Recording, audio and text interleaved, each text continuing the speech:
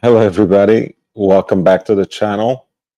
This is your host, Young Brando from Los Angeles, coming at you with some new releases and hopefully with a live stream that will put us back on track with some topics that we have not really discussed over the last month or so because the live streams have been quite skimpy, quite irregular, um, almost appearing by chance.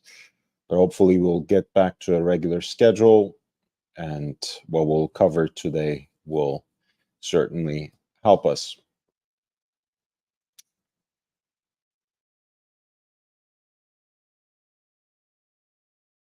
I'm going to start with a new release that I like a lot, but that I'm also a little bit of two minds about it. So it will help me figure out what I actually think about this piece, just to talk about it. Uh, it shouldn't be a mystery because I've actually put it on the thumbnail. I'm talking about the Longines Conquest Heritage Central Power Reserve, um, which I think basically includes everything you need to know about the piece in its name. It is a watch that has a power reserve indicator that is centrally placed. It's like two rotating discs that start at 72 hours at full crank and basically go all the way down to zero as the power depletes. Um, I don't know. I guess having been a huge fan of the Jaeger LeCoultre Futurematic, I've always found it quirky and cool for self-winding watches, for automatic watches to have a power reserve indicator. So I like that almost right off the bat. Um, I like the slightly different take here on the placement of a power reserve indicator. Um, for my part, I really like asymmetric dials. A power reserve indicator, almost by definition, um, will give you an asymmetric dial layout. Here, you overcome that obstacle, or here, you have an alternative to that particular approach, which might bring into the fold people who are intrigued by this quote unquote complication, but want something that is symmetrically laid out, that is also enhanced by the fact that the date indicator, which you can glimpse at through a window, through a cutout, is placed vertically at 12 o'clock specifically. So you do get a very symmetrical layout. There are three options, by the way, for the dial colors, three colorways, as it were. This is the champagne dial, where the dial furniture is gold, or gold colored, I should say. I really like the syringe hands, which enhance the vintage aesthetic of the watch. Um, it is, as it happens, a remake of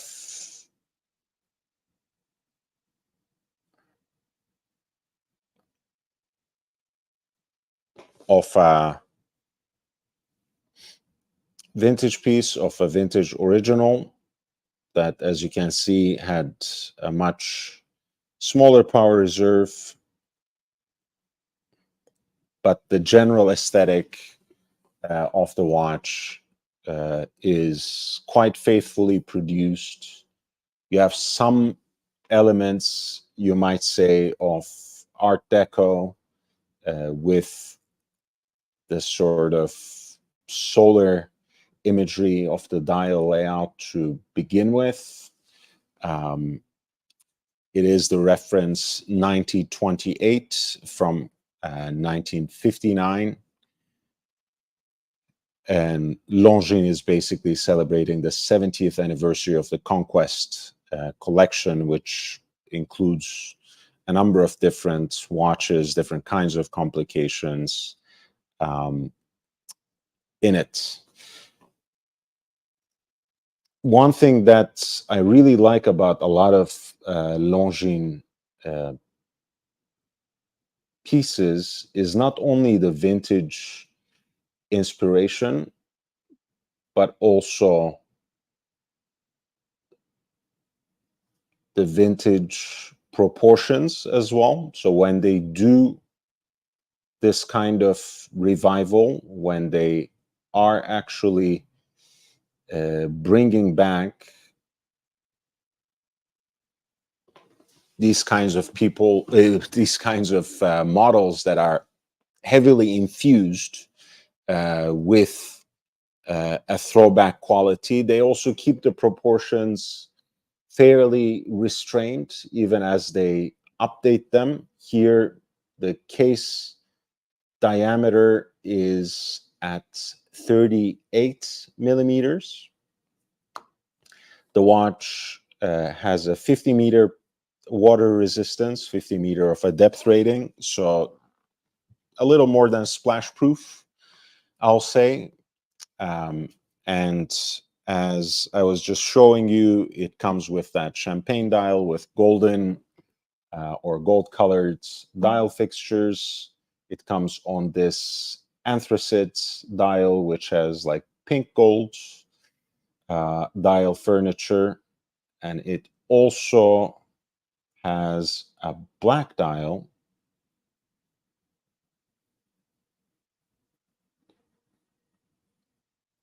which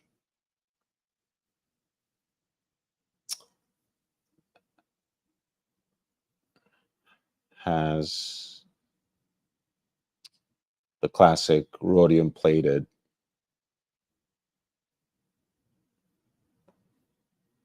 applied markers, which are also matched with the handset as well as the date, the frame of the date window. The movement is nothing to write home about. Of course, it has the 72-hour power reserve, which has slowly but surely become the industry standards. At the end of the day, even though this is presented as a Longines exclusive caliber, Longines exclusive movements, it is built on the ETA base, the standard base of the 2892, customized, of course, for the display of this particular, if not peculiar, complication. It also has a silicon balance spring, and it achieves the 72-hour power reserve by that trick that Swatch Group does across the board, which is to slow down the beat, dial down the frequency of the movement so that the power reserve gets depleted a little slower. So it beats at 3.5 hertz, which amounts to 25,200 beats per hour. So slightly unusual, but I don't think it is anything to worry about.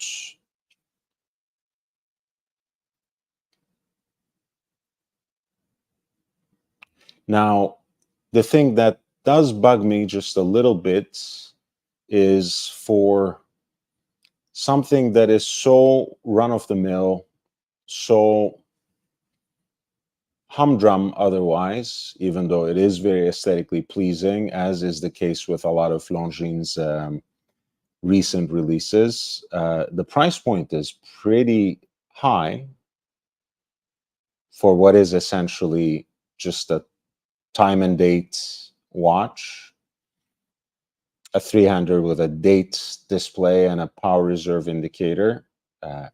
We are looking at 3,800, 3,800 in US dollars. That's, of course, before tax. So you are quickly getting into $4,000, and that's a healthy sum for Longines itself. I think you should be able to get um, a Longines Spirit Zulu Time, their take on the GMT complication, for much less than that. I think the pricing there is around 3,200, perhaps. Um,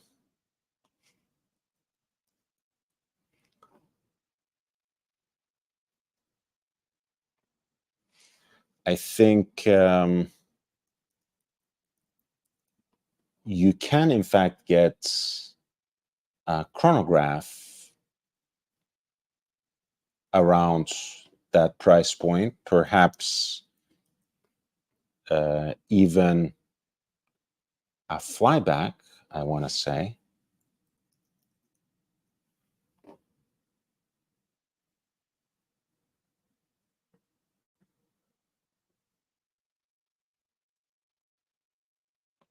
No, fair enough. The Spirit flyback is actually more around, high 4,000s rather than low 4,000s. So that's not a fair comparison, but you can, I believe, get one of their more basic heritage classic chronographs that might even cost less. And I know I'm being a little geeky and nerdy when it comes to this, because it's not always about complications, of course. Um, Sometimes aesthetics go a long way in helping you make a choice. This is exactly what I mean. Look, there's a heritage classic chronograph with this sort of tuxedo dial. Um, Again, very classical look, very pretty watch. That is 3,425. You have the flagship heritage with the moon phase display. That's right around 3,000. And then you have this new line, which, fair enough, has a relatively unique, if not singular, complication and display, but is basically $4,000 when all is said and done. And that's a little bit of a tough pill to swallow, even though I'm very very intrigued by it. Hey, Robert, nice to see you, man. Um, what do I think of the Salmon Dial Master Collection? I'm not sure if I have seen it in person, to be honest. So um, my experience with it is much like yours.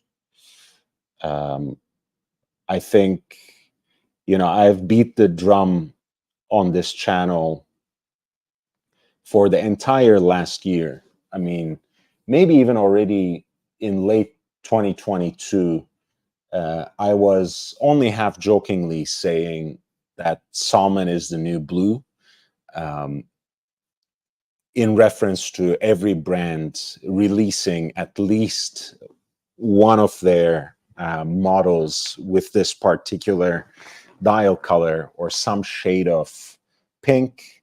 Um, as it happens, I'm wearing a shade of quote unquote pink as well in the color that, at least on the East Coast, is called Nantucket red, but is really some shade of pink.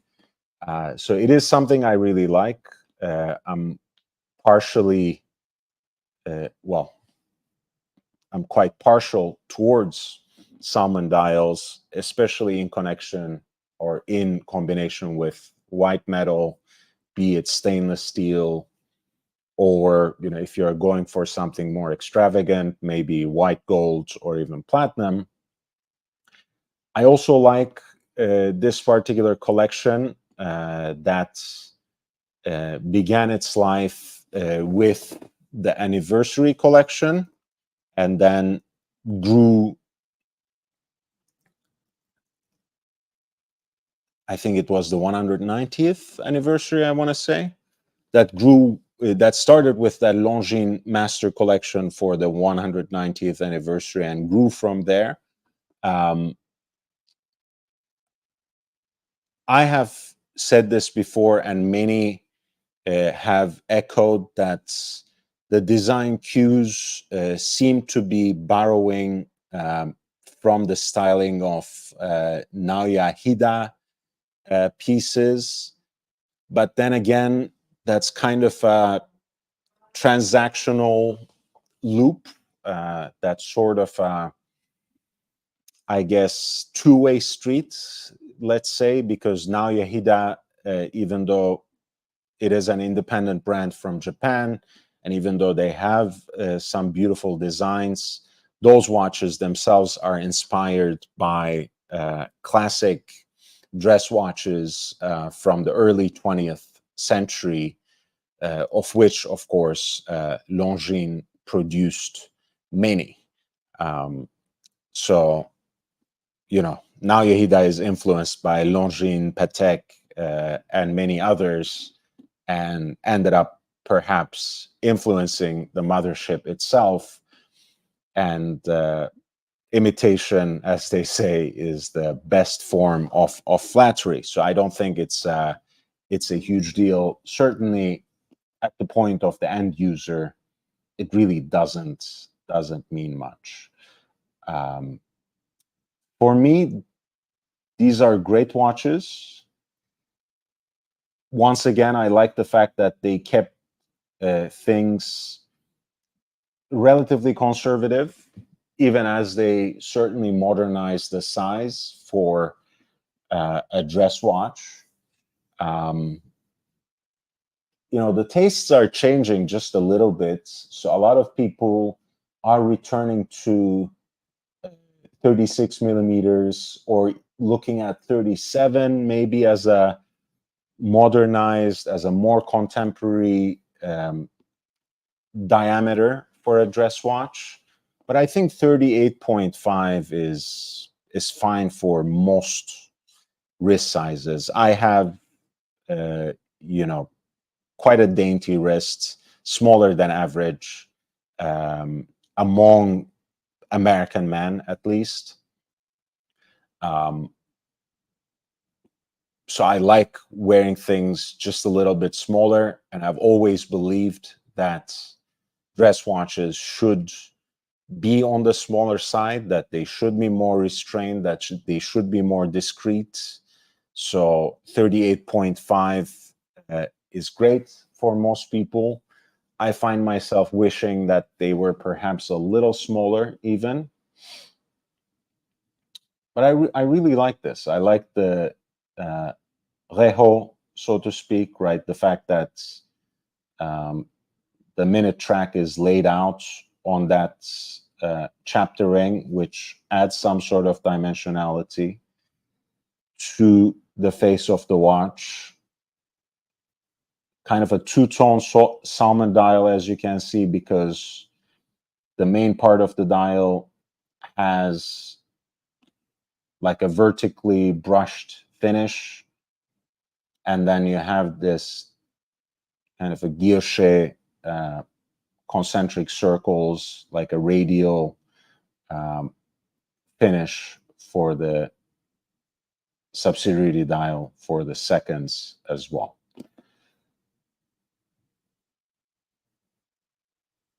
And again, I like these little details, you know, the salmon with black accents, and then the fact that they went for an anthracite gray strap rather than, you know, going with something much lighter, which could have thrown things off in a sportier direction, or going with like a black or even patent black strap, which would have made things a little more formal. And again, this is a much more sober design, and it's also a much more attractive price point as well compared to what we were looking at, right? 2,500. I'm sure you can get a little bit of discount on this when you're buying it from an authorized dealer. I'm sure you can find it online also, pre-owned or not, for cheaper as well. I think I'm not too hot for the anthracite gray dial with salmon accents, I have to say, even though the Crenet finish is intriguing. I would either go with the silvered,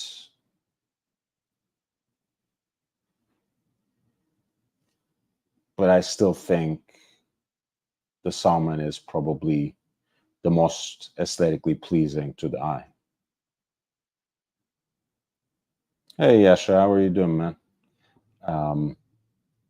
Not even sure if that's the real Yasha, but I hope so, because I'm just sick of most of the trolls.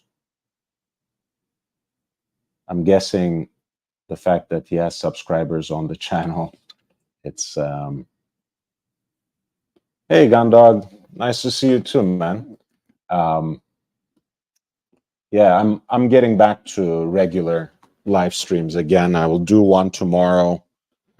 I might be a guest on some other show tomorrow as well. Just want to get back to the swing of things. I'm gonna release a video on Alan Gonzone tomorrow as well. So keep your eyes peeled on that. Another watch that I like, and that is probably possibly sold out already, but I still want to talk about the aesthetic of it, if nothing else.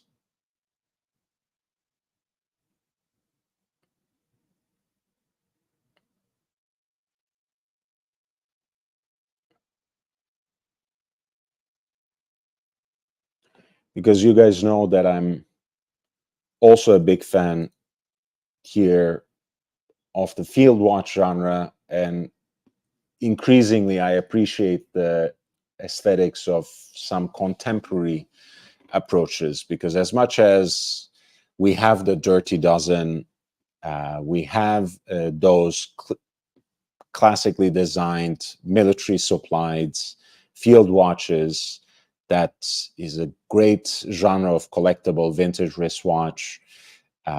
We have many remakes and many more contemporary watches that are inspired by that. But once every so often, you need to do something different. You need to step outside of the box, whether that is that box is defined by the Dirty Dozen classics or by what is an icon in its own regard, which is the Hamilton khaki field, of course.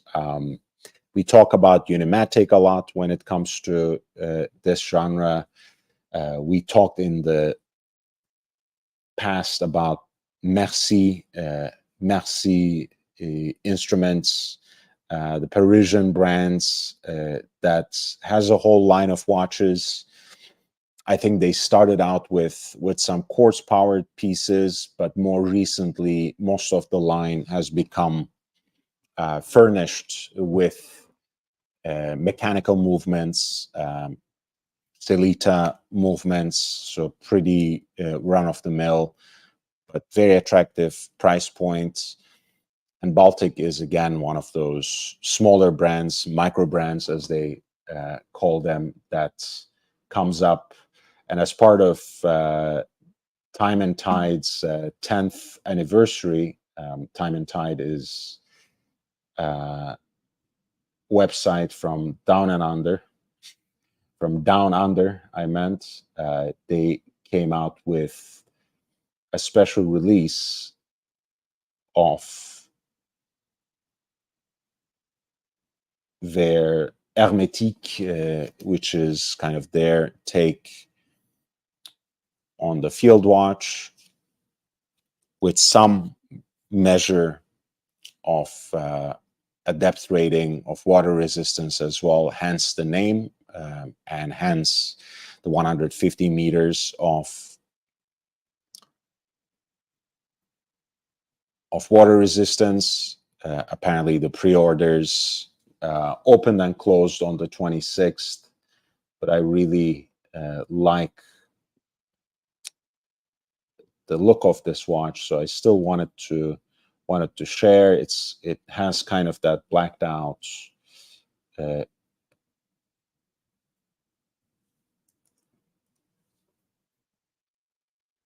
aesthetic, 37 millimeter case, which I really like.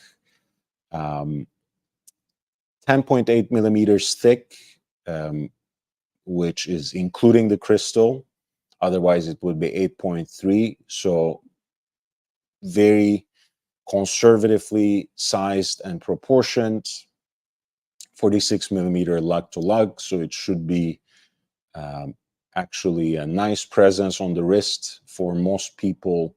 Still, stainless steel piece with black PVD coating to achieve that quote unquote murdered out or blacked out aesthetic.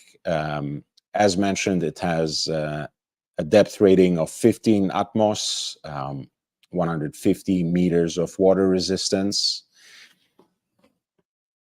and has this black dial, of which the Superluminova kind of has a green appearance as much as I can see.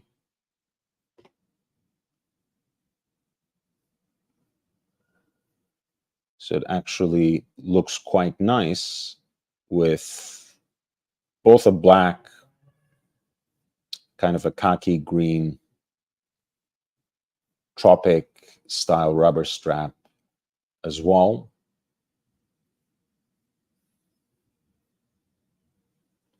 I think overall it's a great advertisement for the Hermétique line at any rate. A very nice look that does abide by a lot of the rules of the field watch genre, even as it updates it, makes it a little more contemporary, and maybe even more activity oriented, in the sense that you could only dream of having something splash proof when you're talking about like a vintage field watch, whereas this has 150 meters of water resistance. Of course, I believe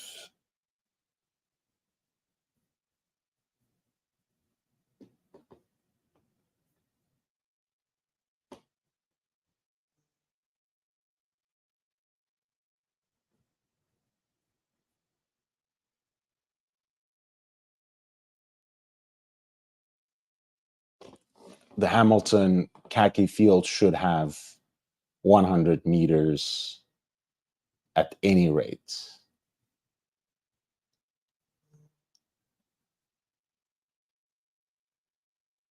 right? At least the self-winding version.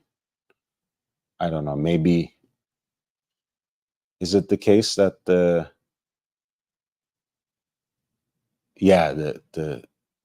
mechanical, the hand wound version has just 50 meters. Obviously, we are looking at a self-winding piece with a Mayota movement when it comes to the Baltic here.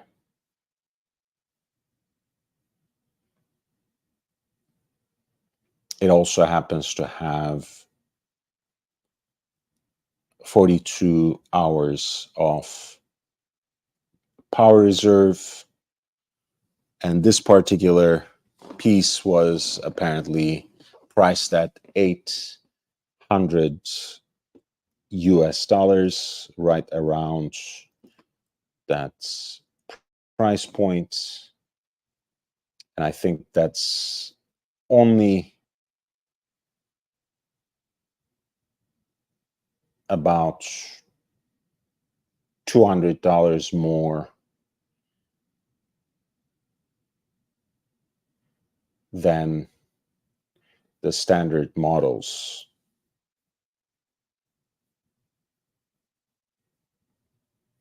I mean, quite honestly, I think this was a great take on it. Because if you were looking for something a little more conservative, you might be disappointed with the Hermetic line, since they're a little more colorful. I guess the most restrained versions would be either the beige or the brown. But the brown has kind of more of a maroon look to me. Maybe it's the rubber strap that it's matched with, uh, or maybe just the lighting of their photos. I don't know. But in either case, I like the time and tide, the night mode, night vision, whatever they called it, a little more than some of the standard pieces they have in this line. But it is nevertheless, I think, pretty interesting lineup, priced at 550. I think great option for this particular genre, for which the Unimatic obviously has some interesting propositions.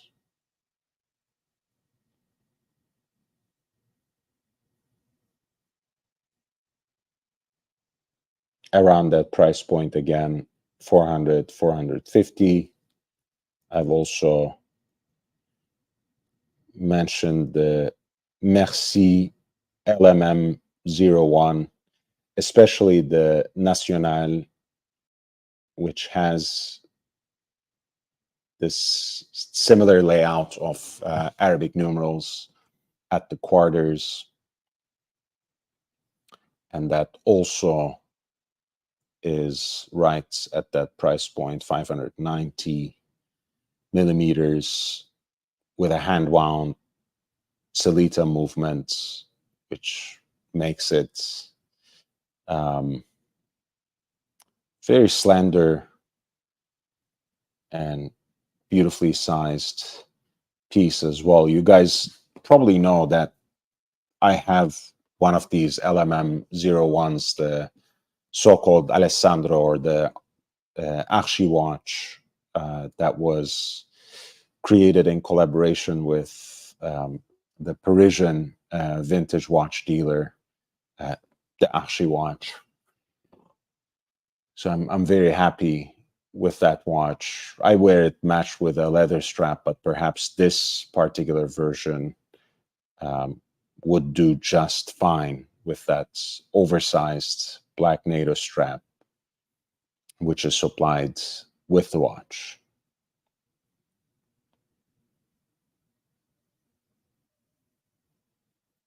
The sector dial Heritage by Longines.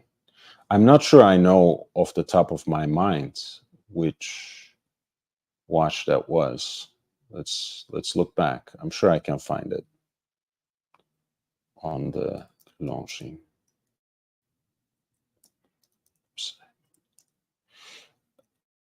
You know what I really liked? There was a 200-piece limited edition version of this heritage military for the Marine Nationale. I'll bring that up next after we check out what you are talking about. Yasha.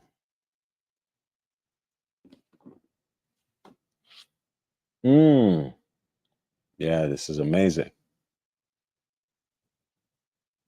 This kind of um, gives me the vibes of Raymond V.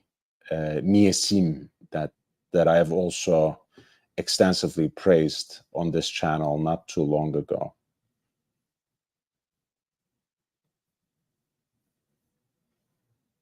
This is pretty cool, and I can see how you were reminded of this as well, because you know, same vibe, so to speak, right? In the sense that you have a watch that's pretty much classically designed with a dial that has lots of vintage inspiration and Arabic numerals at quarters. Here, of course, you have seconds on the subsidiary dial.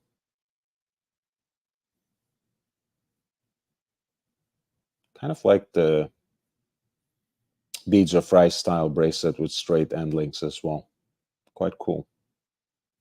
This is also right around $2,550. Of course, plus tax, with some leg room for, or some wiggle room for negotiating a discount as well. And once again, that 38.5 millimeter case size that keeps things quite conservative when all is said and done.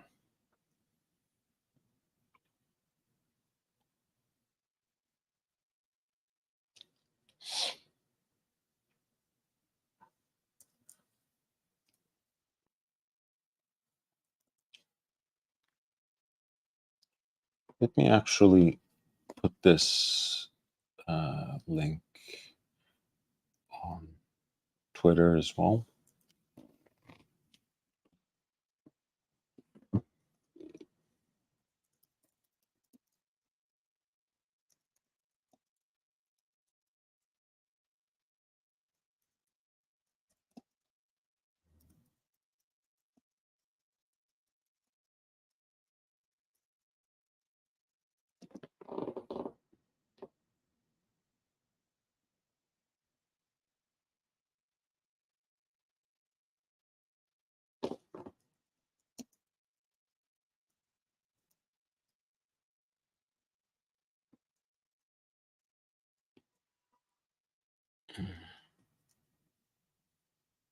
Hmm.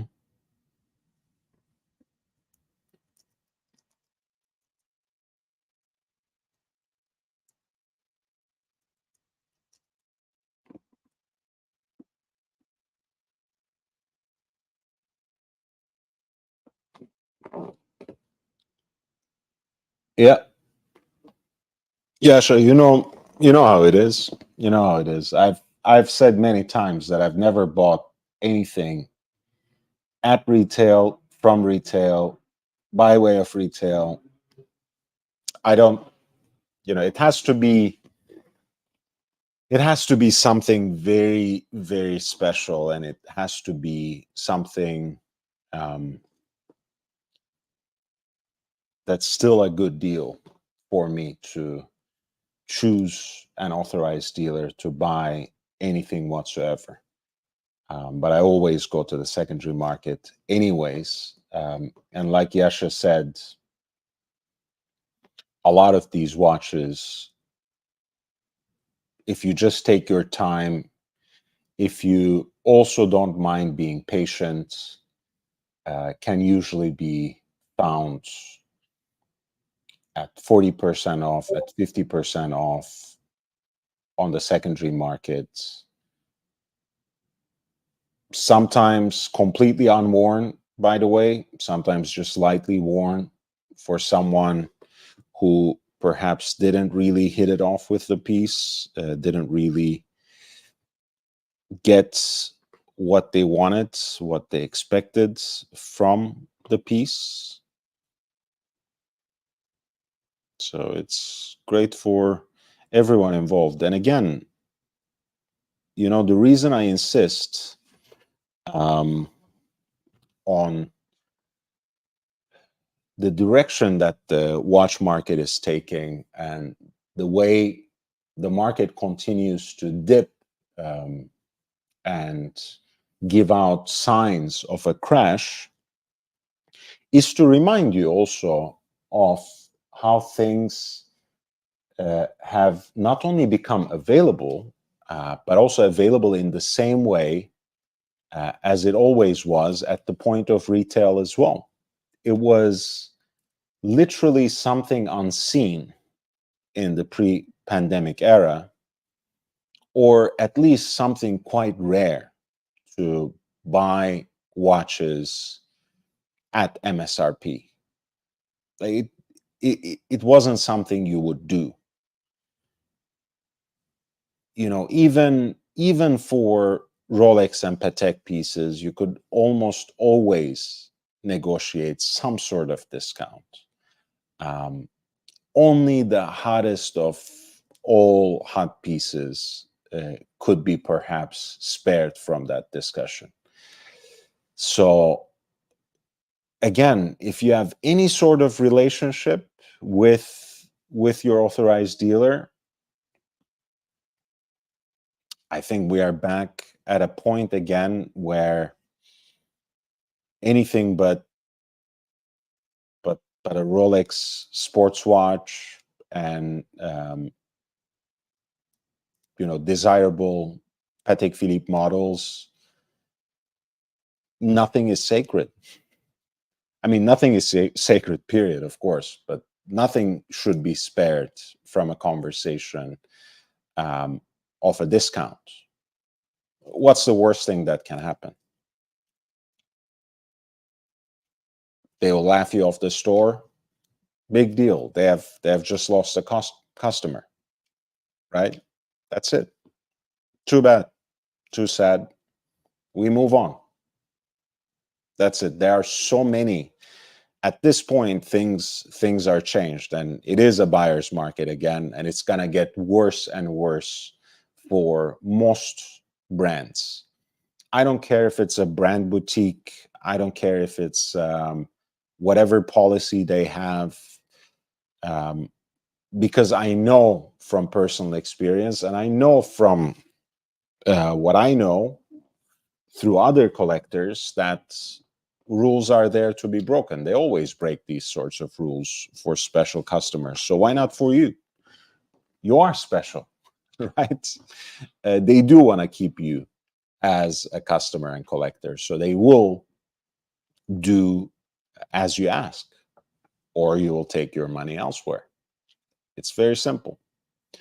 Um, I'm only elaborating on this because I know that there is a certain breed of collectors who still like the retail experience, who still seek the retail experience. And I understand, but you should still stand your ground. You should still make it pretty clear that for good and bad, your money talks, right? It is your money that you're spending, and you can always take it elsewhere if they don't want to have you as a customer. And on the secondary market, of course, you can, you know, just like Yasha is saying, just like I always say on this channel, you can always find um, a much better deal, sometimes right away, sometimes with just the right measure of patience.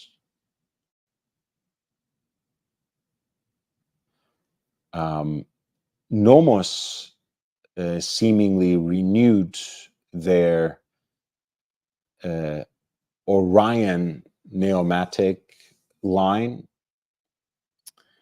You guys know that by and large, I'm a big fan of German watches here, even though Nomos is not necessarily a brand that I cover very often. It is still a brand that I like. I don't think I like them as much as I like some other brands from Glashütte. I'm not really enamored with their styling overall. I think those slender extended lugs usually get me, but overall, I like the fact that they offer different case size options, and this is something that we will discuss here. I appreciate the fact that they have, over the years, put a lot of money and resources into developing their own manufacture and developing their own calibers, which are often quite slim, quite slender, quite thin for what they are. And here we're talking about self-winding movements for the Orion Neomatic series that have full rotors. So it's quite impressive that they have kept these things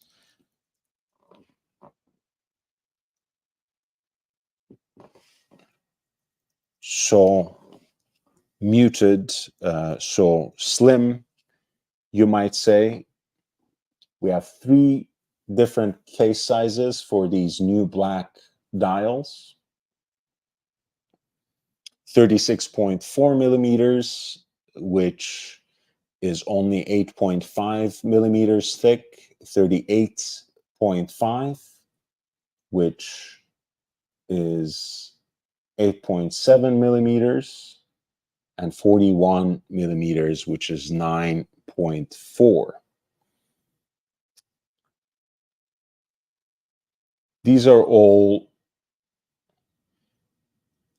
kind of styled like modern dress watches, stainless steel with galvanized black dials, which are in this case renewed. I believe Orion before had subsidiary dials for seconds that were kind of sunken, which is an aesthetic that I otherwise like, but perhaps was not quite necessary for Nomos's own minimalistic approach.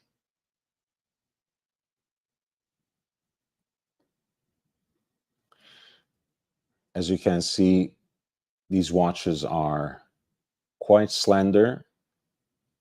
You're looking at the smallest version,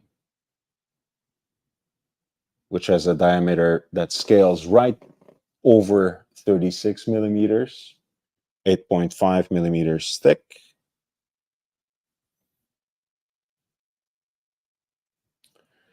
And even though all 3 of these watches are in stainless steel and quite muted in terms of their design, they also have a slight glimmer, a slight sparkle of gold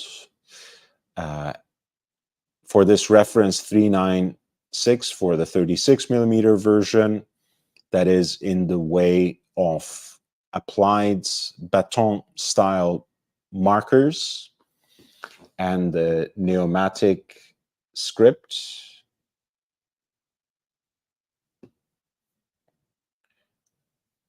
For the mid-size version, which they call the 39, but is actually 38.5 millimeters in diameter, that gold accent is even more minimalistic because it is only expressed in the script of the model name, Neomatic, and this small dot at 6 o'clock. So incidentally, the mid-size, the 39, the reference 346 ends up being the most muted, most subdued. Perhaps for that reason, the most ideal expression of the contemporary dress watch, at least in the Bauhaus design aesthetic that Nomos so proudly represents.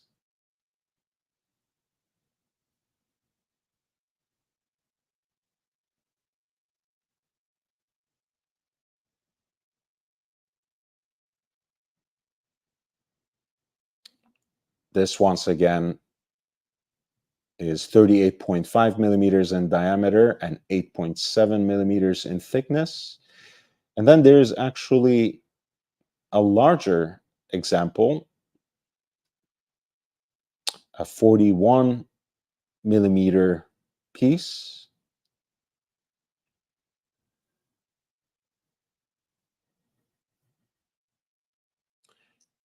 which has this time the three hands in addition to the Neomatic script and the 6 o'clock in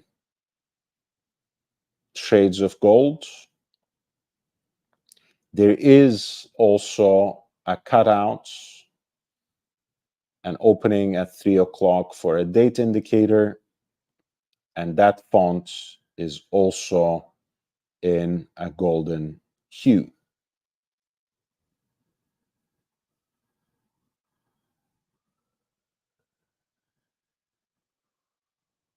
This is the large piece, again, comes with a depth rating of 5 atmos, 50 meters, a little more rigorous than the usually splash-proof standards in a gold watch.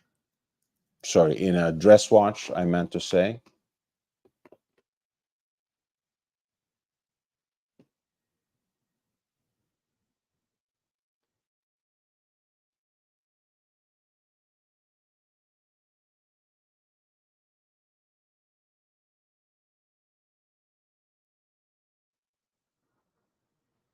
And as you can see, the crystals are relatively flat. So overall, you do get something that wears quite close to the wrist.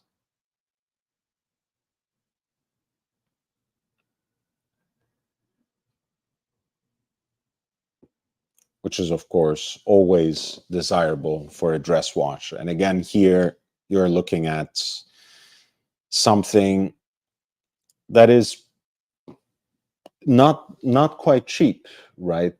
And that goes for all three of these new pieces.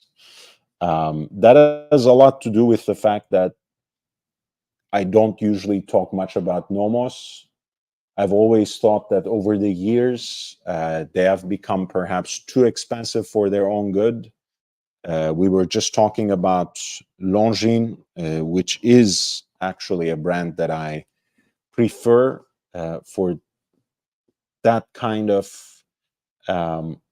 aesthetic, which I don't like about Nomos at any rate. But certainly I feel with all the money they have poured into R&D, it would have been naive to expect it's not to be reflected in their prices. So we are talking about 4,200 for the new Black 41, 3,580, 3,580 for the 36 millimeter model, and in the middle, the 38.5 or the pneumatic 39 is priced right under $4,000, specifically 3,920. JB, thank you so much. A member of the channel as well, coming through with a generous super chat, 19.99. A fist bump to you as well. Sorry that the Bills lost at the end, but that was already a while ago by now. I think, what is it? The Super Bowl is already this weekend, or are we? No, there are 2 more weeks. It's February 11th. Okay. They really don't play many games, these teams, for the entire year, huh? I mean, look, having never played, uh, you know, NFL, American football, whatever you want to call it, I don't really know how taxing these games are, but I really feel the NFL season is way too short. I feel like they get away with murder.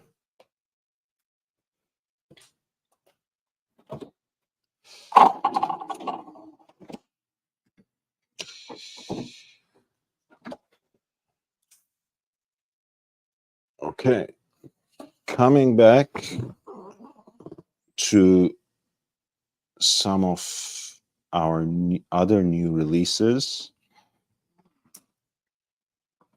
I didn't talk about the Seiko Marine Masters that were released in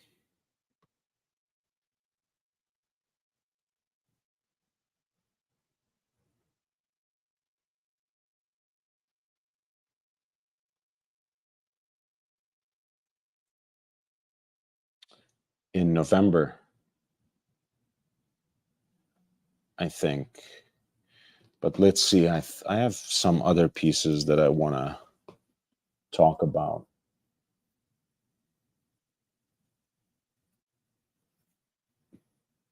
These are some that have basically sneaked upon us, you might say.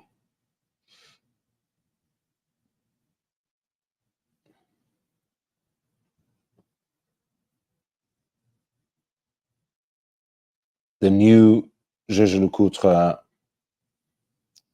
Master Ultra Thin.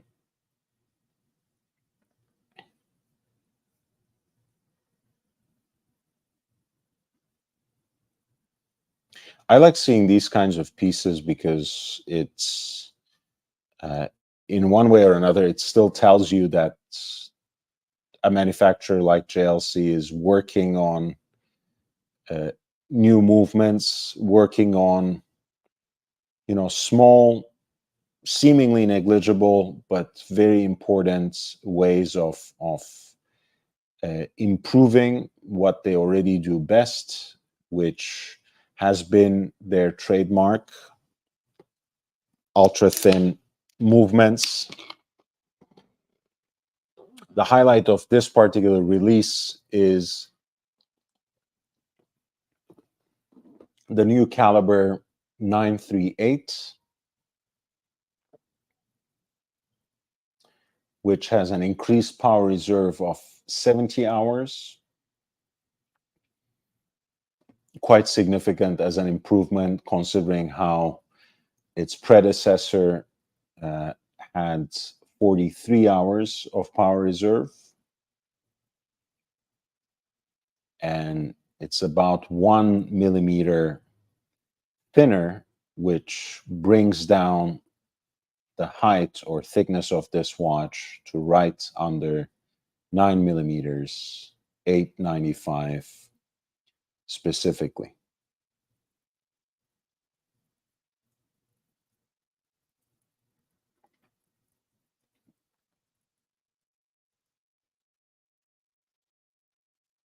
I think for now, this is only available in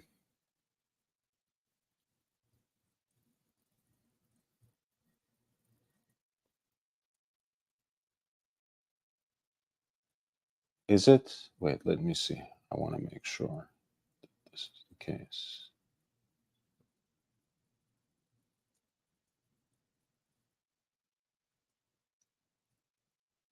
No, that's not true.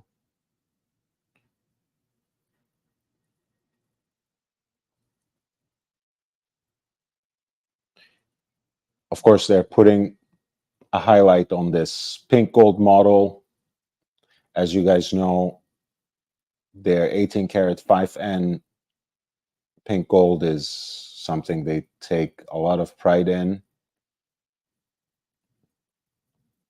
But I believe this model is also available in stainless steel as well as in a pink gold with like a cream dial. I think this black smoked blue dial is perhaps a boutique exclusive that is highlighted in this particular way, and it doesn't really incur, at least seemingly, any premium over the standard pink gold version.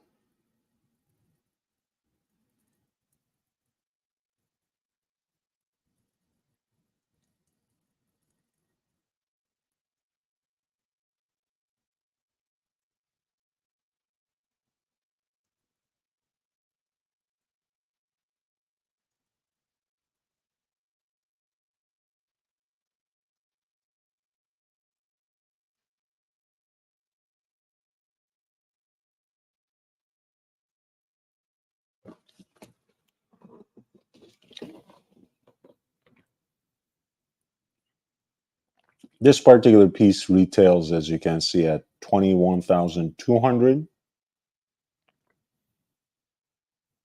but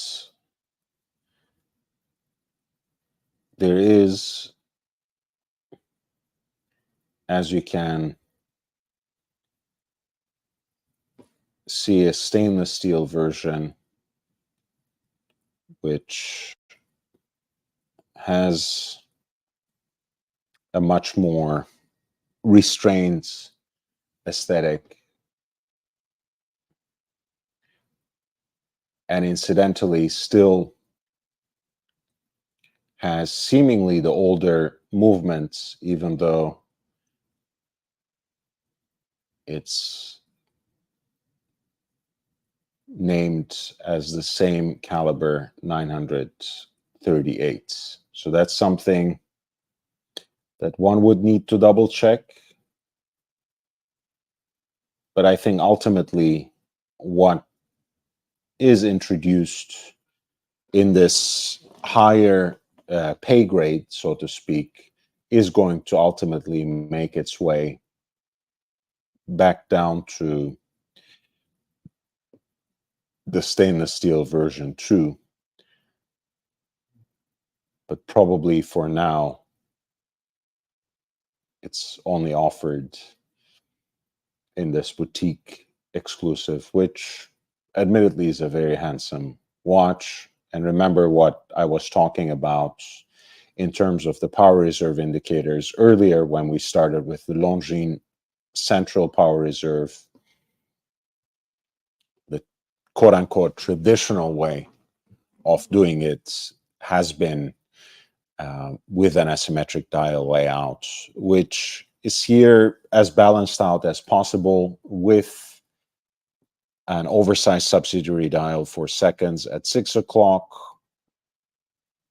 At 3 o'clock, you have a pointer date, and roughly at 10 o'clock, you have the power reserve indicator, which is actually divided into quarters rather than pointing to specific types of hours.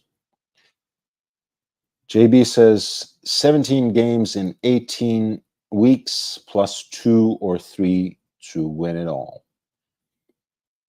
Yeah, right. Your record in the season carries into the playoffs in the sense that you get to host, right? JB says premier quarterbacks get $2 million a game. Must be nice. Yeah, that's not a bad gig. That's, I mean, if you think of it, boxers at the highest level get also millions of dollars a fight, and a lot of them don't fight more than 2 times per year, and they don't. A lot of the most pampered ones refuse to go into the training camp longer than 8 weeks. So you can really say they are active, for about 16 weeks and possibly less per year.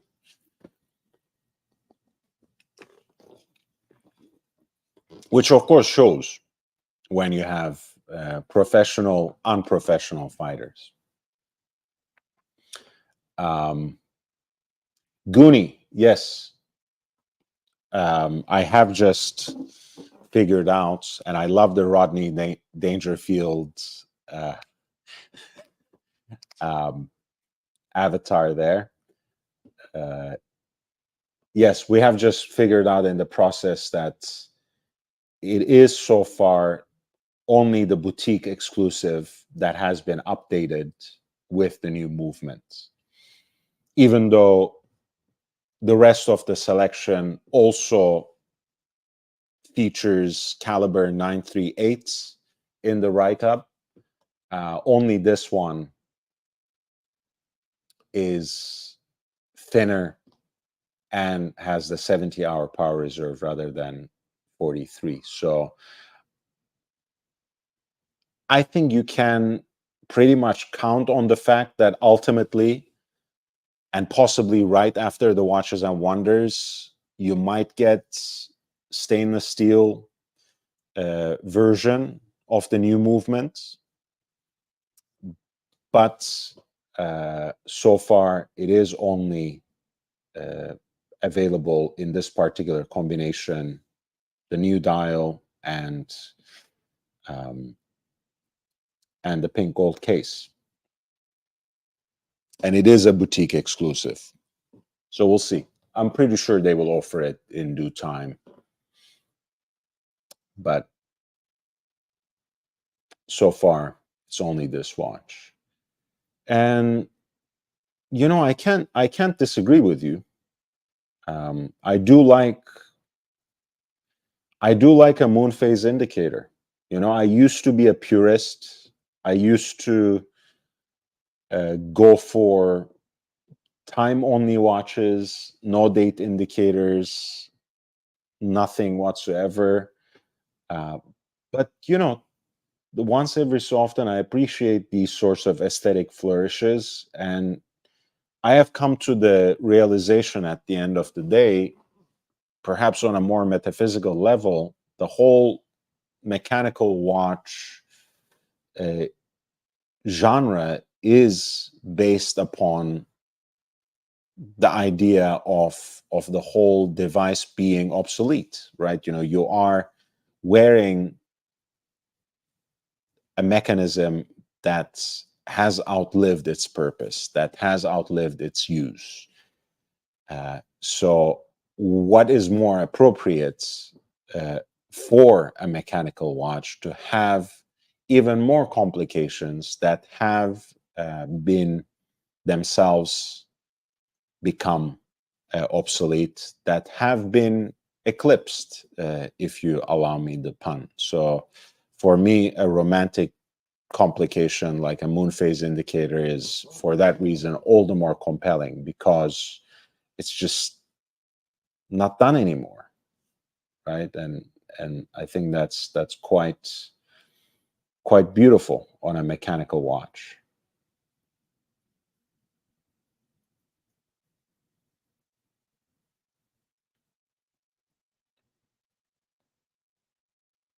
And yeah, there is something about that combination here of you know, blue fume dial and the pink gold case, which is itself complemented by the moon phase indicator as well, both in terms of the depiction of the moon and the night sky. Yasha, I agree with you. Yeah, I think JLC, along with many other luxury brands, have unfortunately made it a habit to increase their prices at least twice per year. So a lot of their catalog at the point of retail, I think, is almost prohibitively priced. Um, and it doesn't help that most of their watches, again, trade on the secondary markets with significant discounts, save for a handful of models that are quite limited in number already and very exclusive in terms of their availability, being exclusively from the boutiques. So yeah, I think, listen, I think it's going to be really hard for a lot of these brands over the next couple of years. And I think they're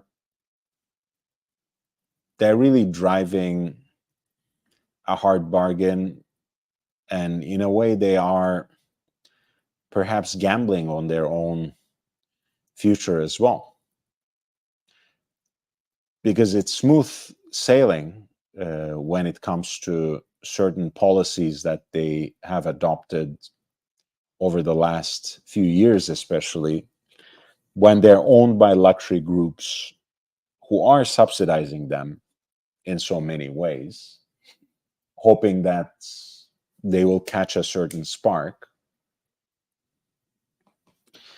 Um, but that won't last forever, right? There's a good chance that at some point a luxury conglomerate like Richemont or Swatch Group or Kering, and that has already happened, will let go some of the watch brands that they have uh, they have owned in the past, or they have owned for the last couple of decades. And for Ulysse Nardin and Gérard Perregaux, the devolvement or the devolution, I don't know what it's called technically. I think it's called devolvement from Kering, has been quite successful so far. Um, for Breitling, their own revival from being family owned to be owned by an investment group has been also, in its own way, quite successful. We'll see what the future brings now that they are, in fact, developing into a group, now that they are becoming a multi-brand as well, with the recently announced revival of Universal Genève. Um,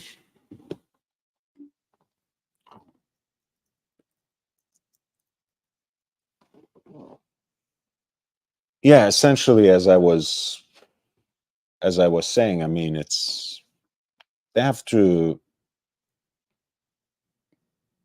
I hope they don't have to pay for getting carried away in this post-pandemic environment, because I really think that a lot of these brands may not survive for another few decades if they continue these sorts of pricing policies, if they continue uh, to relate to their customer at a level that has become too exclusive and too exclusionary.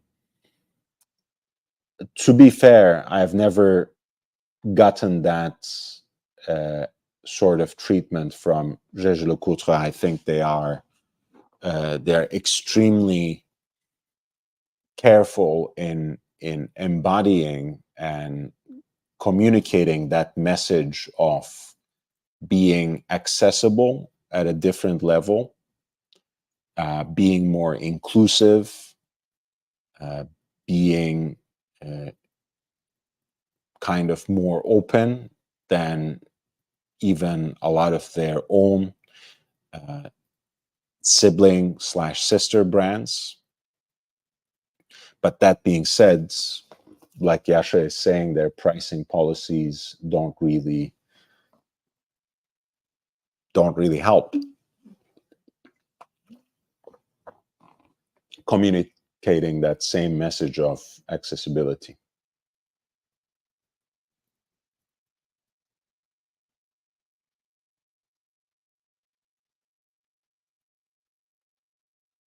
Watch You Are. I like this nickname. He says, exactly, watch brands were hoping to get rid of discounting for a long time, but during the hype, they got too greedy with these price increases. And yeah, discounts will have to come back. And if they don't, they just, there's no way they can sustain this level of production at these price points with the withering demand. It's just no way. Guni says the symmetry of that watch, I think he's talking about the Master Ultra Thin with the moon phase indicator, and the lack of anything else superfluous is special. That gold blue fumé dial, if it ever drops to 13, 15K on secondary, I'll probably buy it. I think that's what it's worth. Hey, at the end of the day, I think it's worth, any watch is worth whatever you are willing to pay for it. From my perspective, from my sense of of value, there are so many great watches on the market that are recent releases or that have been out there for so long that don't really correspond to my valuation of them in the market. So I either move away from them, or like you, Goonie, I wait for the right moments to strike where I might be able to afford some of these pieces. But there's absolutely no doubt that when it comes JLC, but then again, you can count IWC in that equation as well. You can certainly count a lot of Vacheron Constantin contemporary pieces. There are there are a lot of brands. There are a lot of watches that just uh, are quite overpriced at retail. So it doesn't even say much when we talk about it sometimes by saying, hey, these are the watches that you can actually get under retail. Well, the way that the retail prices have gone in the last few years, even that uh, stops being such a great bargain, right? You really have to look for deals where you have at least 40 to 50% shaved off from that price point. I mean, for example, you guys know I'm a huge fan of the Polaris Perpetual, right, in stainless steel specifically.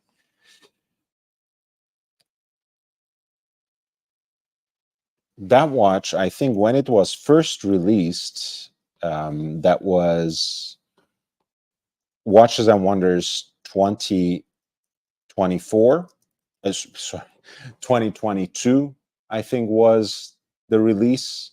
At that point, it was Gégé Lecoutre had that uh, theme of what did they call it? Like a celestial theme where they had focused on all these kinds of astronomical complications.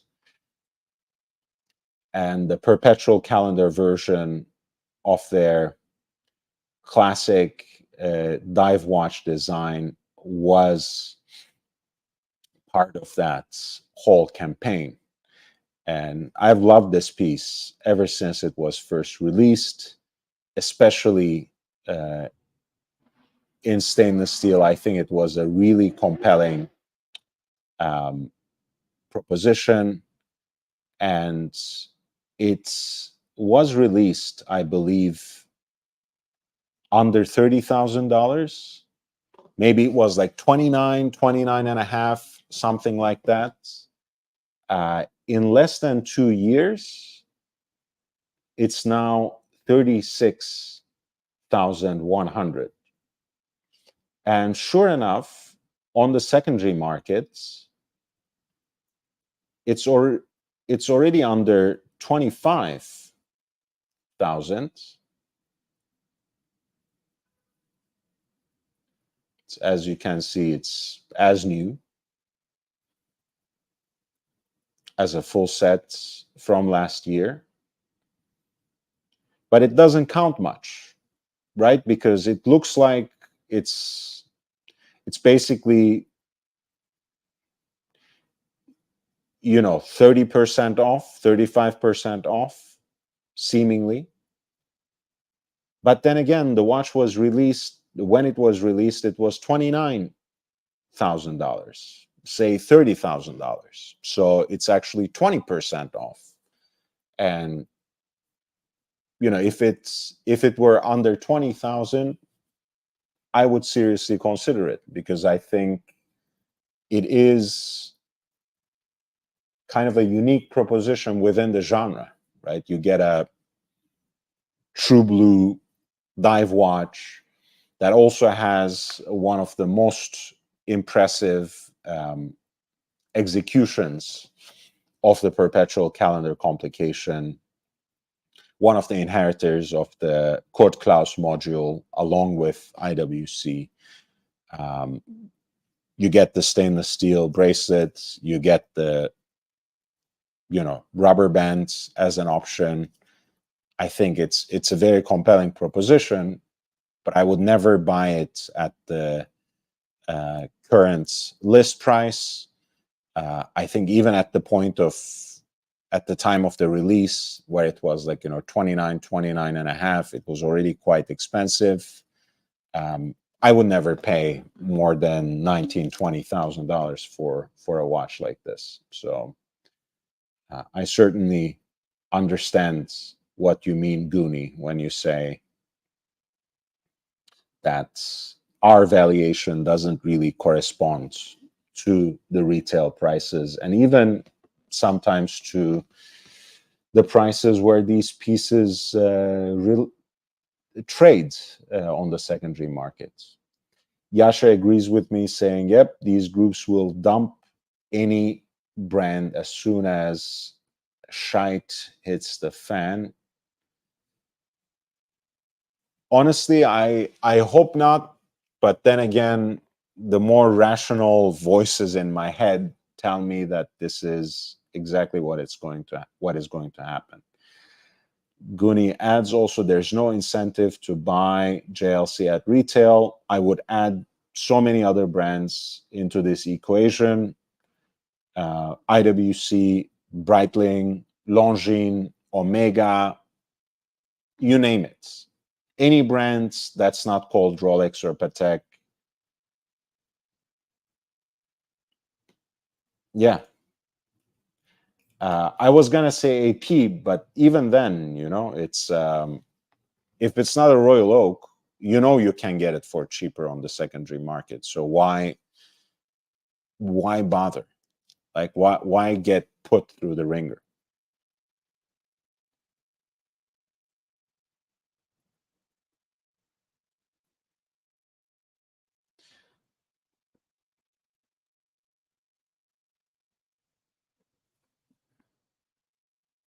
I was thinking that we could also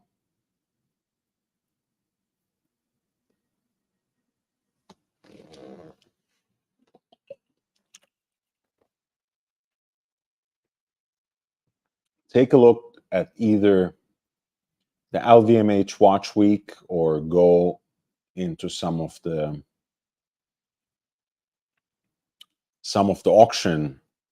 auctions that are going on right now at Sotheby's and in Eichen as well. I don't know. Kind of undecided.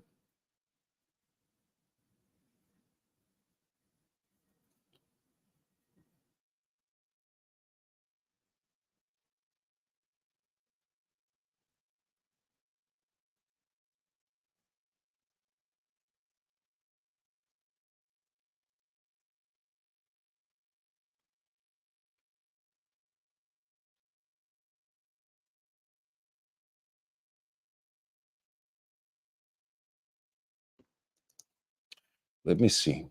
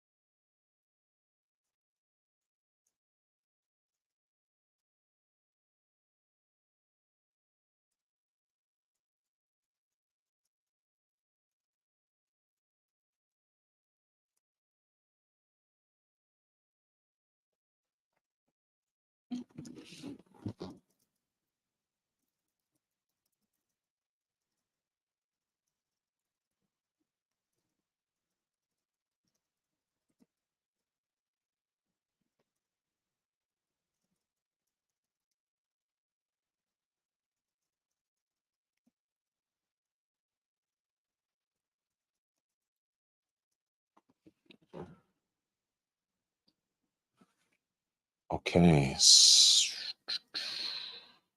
What do we have?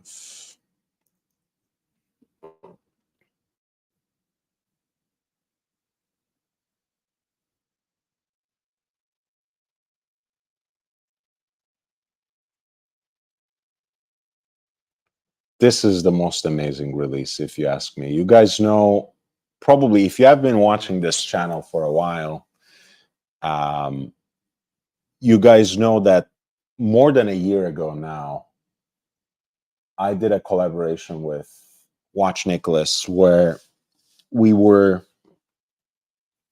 recommending a new chronograph to buy to one of the members of our audience. And I had taken on the vintage and neo-vintage pieces. Watch Nicholas had taken on some of the contemporary pieces, and we had come up with like half a dozen perhaps more like five examples, five different recommendations. And one of my recommendations as a neo vintage piece was Zenit El Primero with a triple calendar, because on the secondary markets there are some examples of this movements that have been for quite, or rather the original version of this movement, that are quite compelling, um, sometimes even right around 3,000, 3,500. You can easily get some of the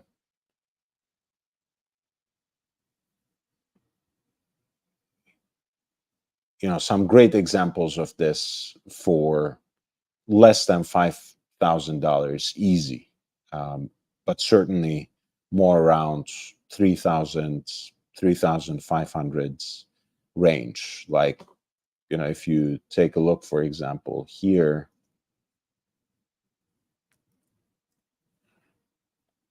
this is what I had meant.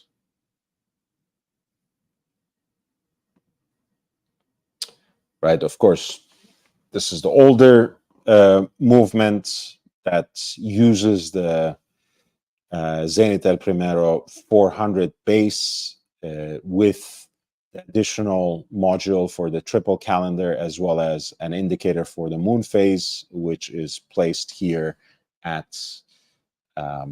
6 o'clock.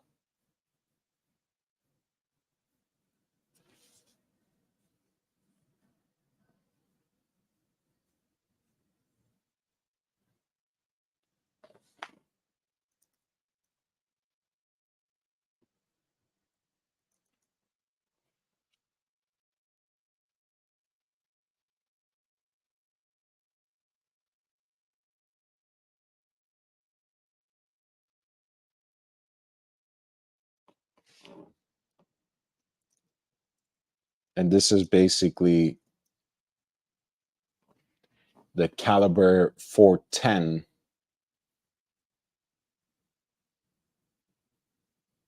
which has been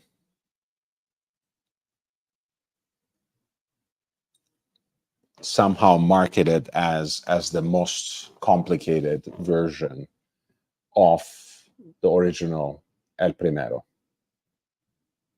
the so-called first self-winding chronograph movements in horological history, right?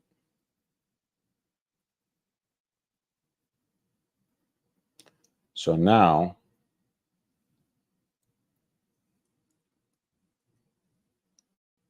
we have a revival of the concept, which has, with all due respect, which comes with all due respect to the vintage versions or neo vintage examples, actually comes with an improved movements and a few different variations. This is the Chronomaster original triple calendar in stainless steel, 38 millimeters in diameter, 46 millimeters of lug to lug, and I think it's right under 13 millimeters in thickness.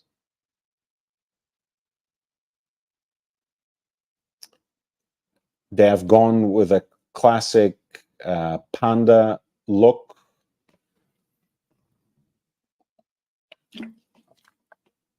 for the version in the opaline white,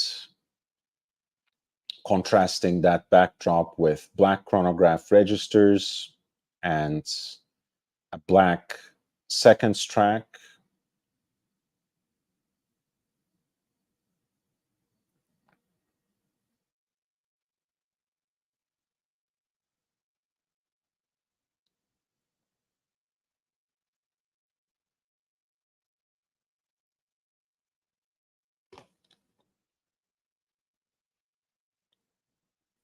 The movement beats at 5 hertz.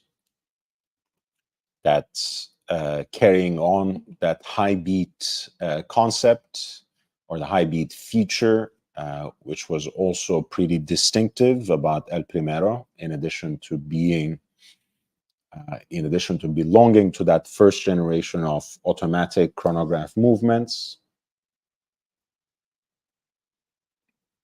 The centrally deployed chronograph seconds hand thus actually makes a complete revolution around the dial every 10 seconds.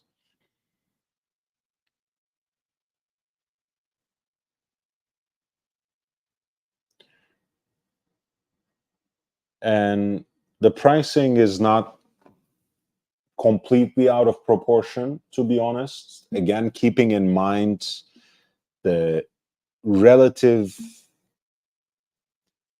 uniqueness of this particular complication, right? A lot of times you have to go all the way up to an annual calendar or even a perpetual calendar when it comes to getting a combination of a calendar watch with a chronograph. Of course, the Breitling has in their Premier line a close competitor to this. We're talking about contemporary watches, right? Not vintage throwbacks. Otherwise, of course, I don't see any competition to an Universal Genève tri-compacts when it comes to this particular genre, namely triple register chronograph with a triple calendar and a moon phase indicator to boot.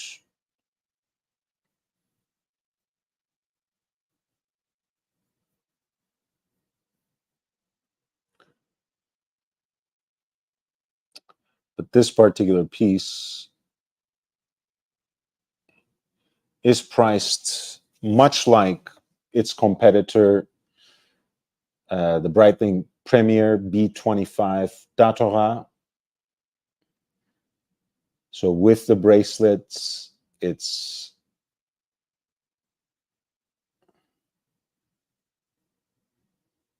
right under $14,000, 13,900, and it's 13,400 on a leather strap.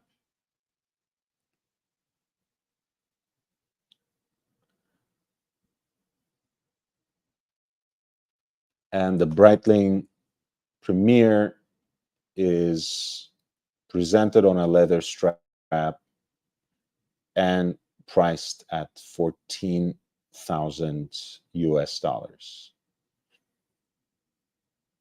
Zenith's offering is much sportier, arguably more technically advanced.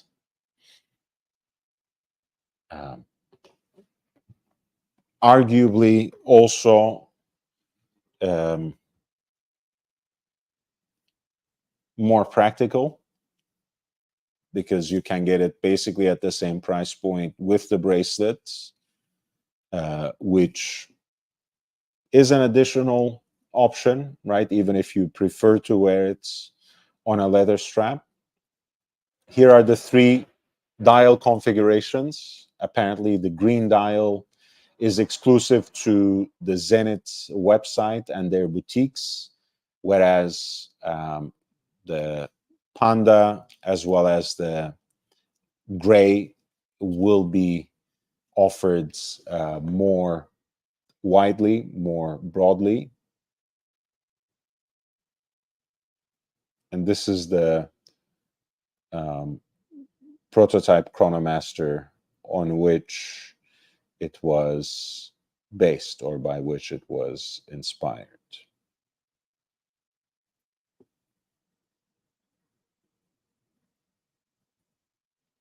But of course, beyond that prototype series of the Chronomaster, or rather beyond that 70s prototype, They actually had, over the years, made many watches with the caliber 410, which, as I've shown you before, just a little before,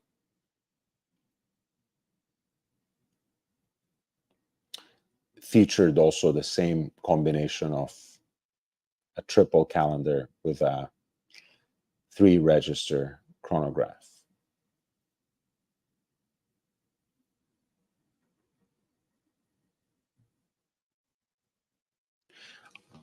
Honestly, I like this much more than the Breitling Datora. I have to be honest with you. I also like the fact that it's very conservatively sized, 38 millimeters, which honestly, I have no clue why most brands these days just go for 40 plus, usually 42 millimeters, when they release a chronograph, as if a sports watch or a sporty watch has to be big, has to be 42 millimeters. You know, Breguet made this exact mistake when they revived the Type 20, whereas they're, you know, basically the whole niche of the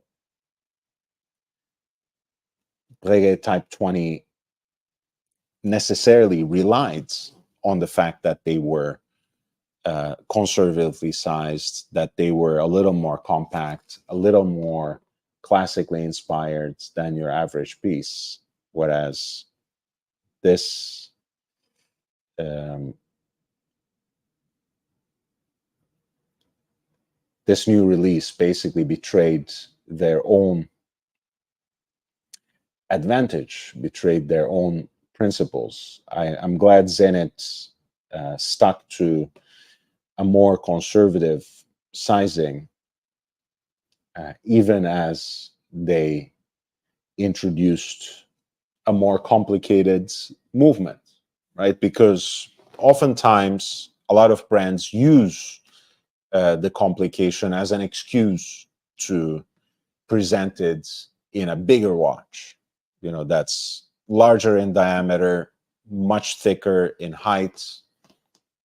This one is still around 13 millimeters, and it's still not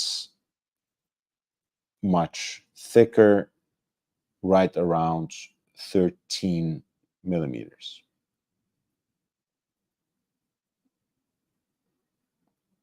And it does actually continue a certain tradition, forgotten tradition perhaps, of the Zenit El Primero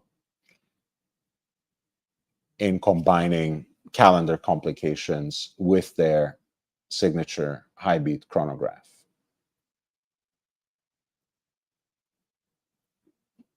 Hey, Lux Report, nice to see you, man. I did see the new Hublot. It kind of looks like something MBNF would make, no? Um, Goonie, I've already started going into the LVMH Watch Week, but tomorrow's live stream, I will go back to uh, I'll go back to the In Eichen and Sotheby's auctions. I promise.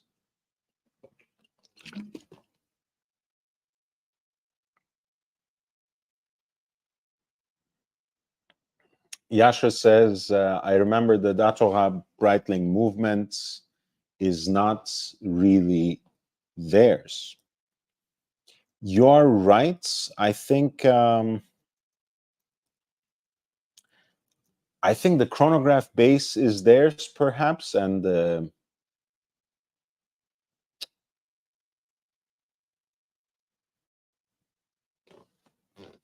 maybe the calendar module is from Concepto.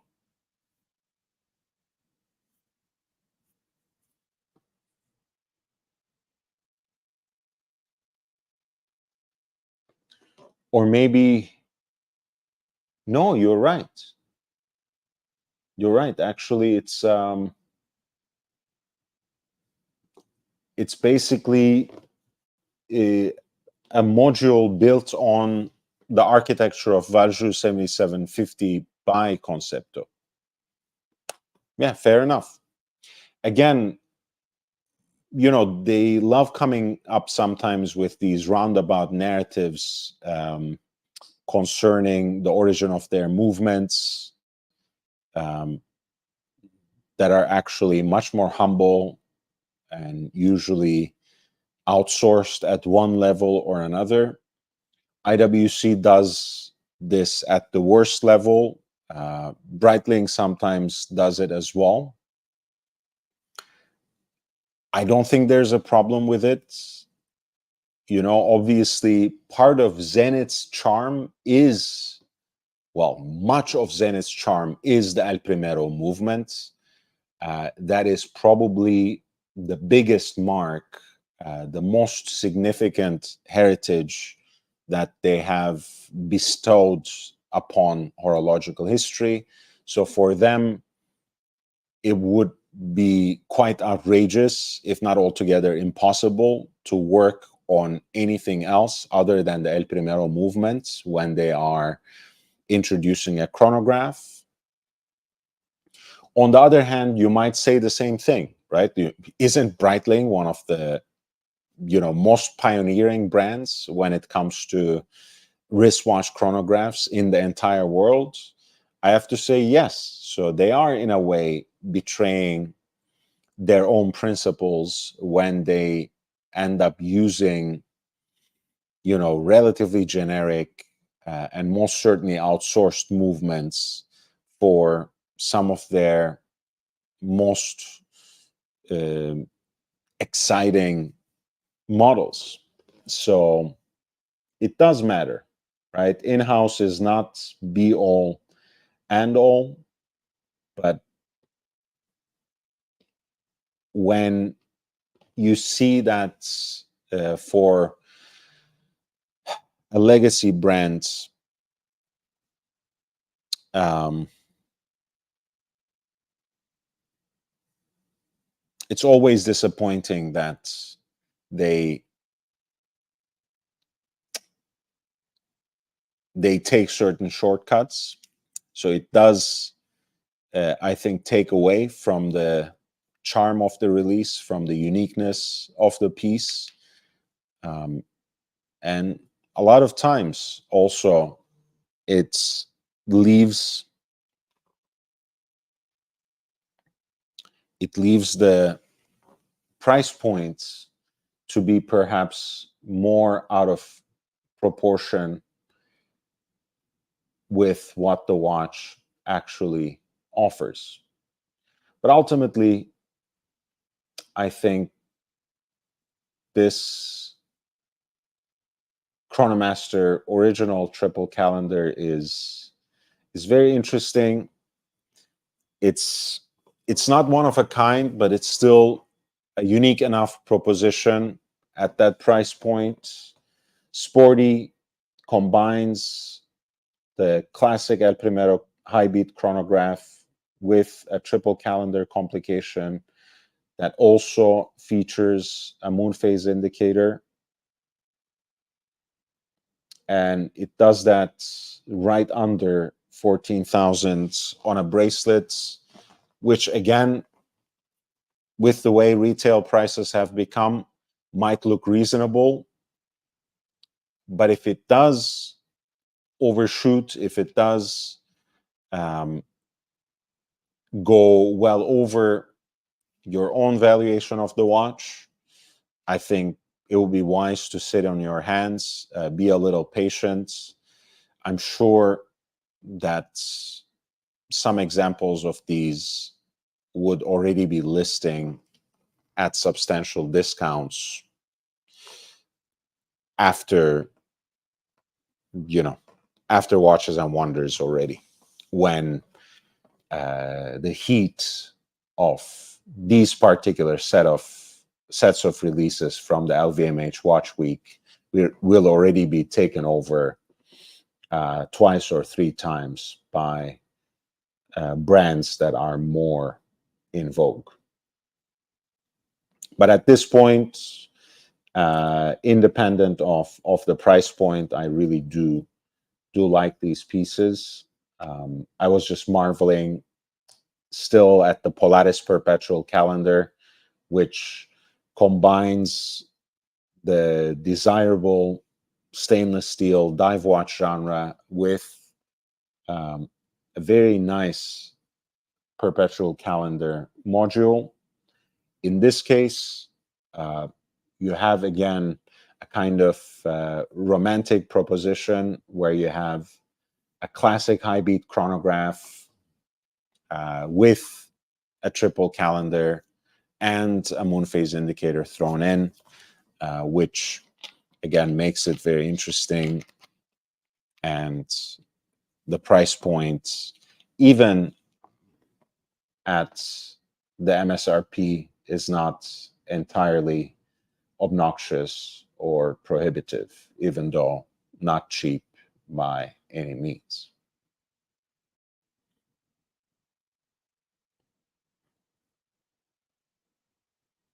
Yeah, this is the Hublot. Honestly, it's not my kind of watch, so I'm not gonna just drone on about it for hours on end. So I'm gonna focus on the new Tag Heuer and Bulgari releases for the most part for the last half hour. If you do, however, want me to talk about any watches or any other releases in the meantime, please feel free to drop us super chats, and I would nevertheless break my concentration, change tracks, and dive in to what you request. I have no problem with that. I think this watch was probably my second favorite release from the LVMH Watch Week.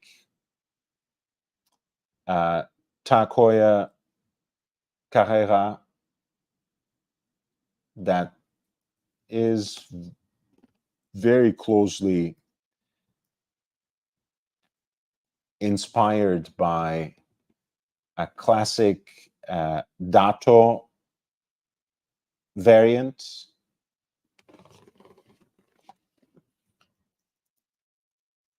which means what? Basically a single register chronograph where the 30-minute totalizer at 3 o'clock is balanced by a date window at 6 o'clock.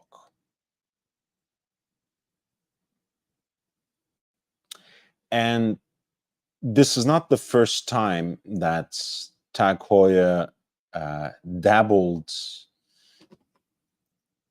in reviving the Carrera Dato. I think in the past few years, they had in fact collaborated with Hodinkee for a limited edition. I think it was a run of 250 pieces or something. So they have dabbled. They have dabbled in bringing back the Dato.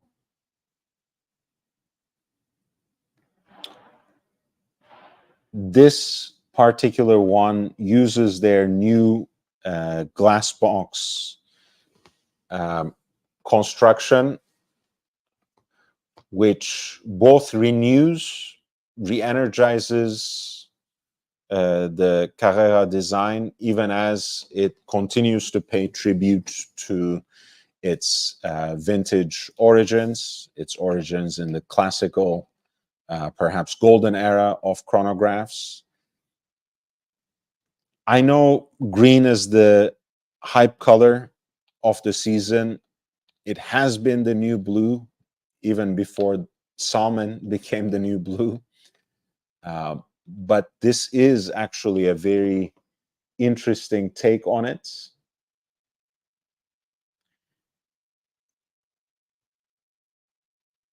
I particularly love the circular concentric brushing at the center, which really enhances the depth of the watch face, in addition to the different shades of green on the dial.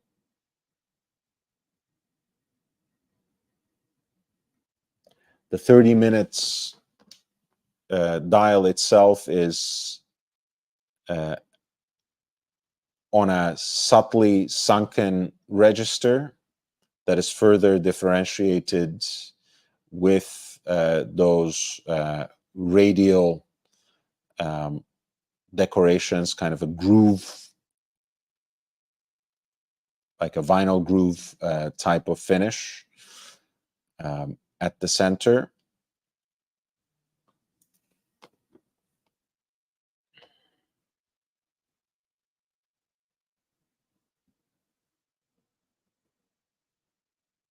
And of course, the classic case with the glass box crystal and piston-like pushers looks like $1,000,000. I really love what they did with the Carrera lineup at the 60th anniversary, which was just last year.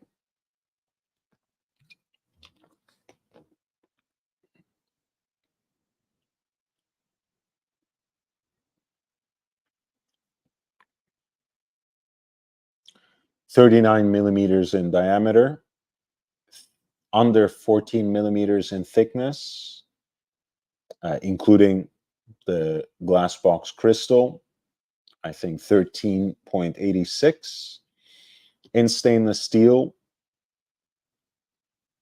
with that green, teal green dial, which is circularly brushed at the center.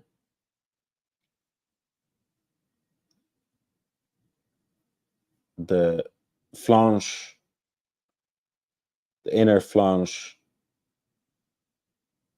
reflects, I believe, the minute track, and then there's a finely graduated seconds track.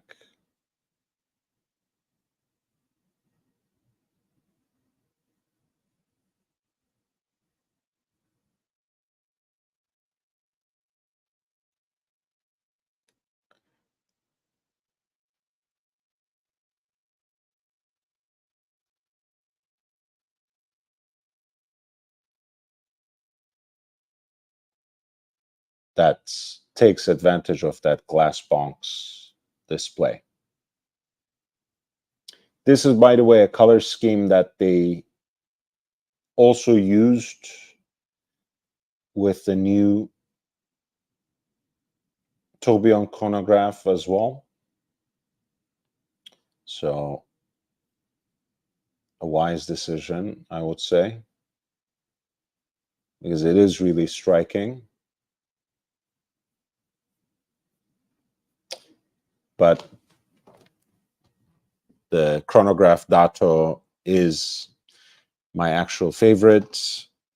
It is presented on a black alligator leather strap and matched with a folding clasp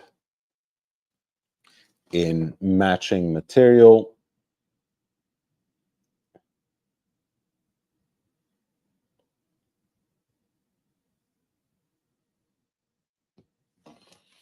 And the piece is competitively priced, I have to say, available immediately, and it's not a limited edition either. at $6,550 US.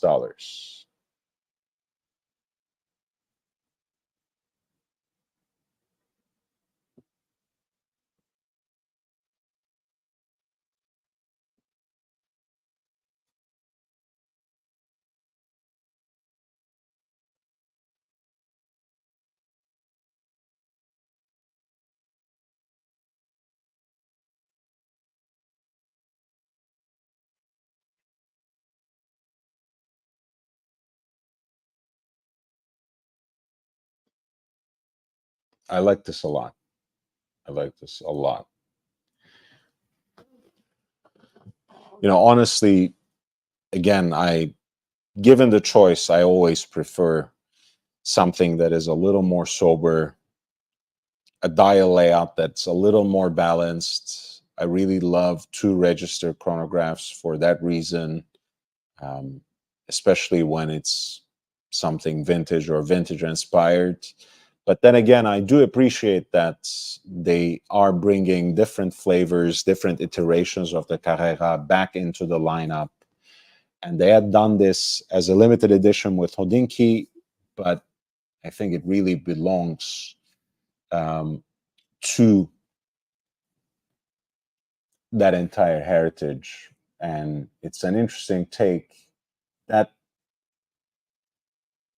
is very unique. I would have loved to see something like this, um, maybe with a bigger eye, maybe a different take on it that uh, converts the date window into an hour counter or something like that. I would have liked to seen that.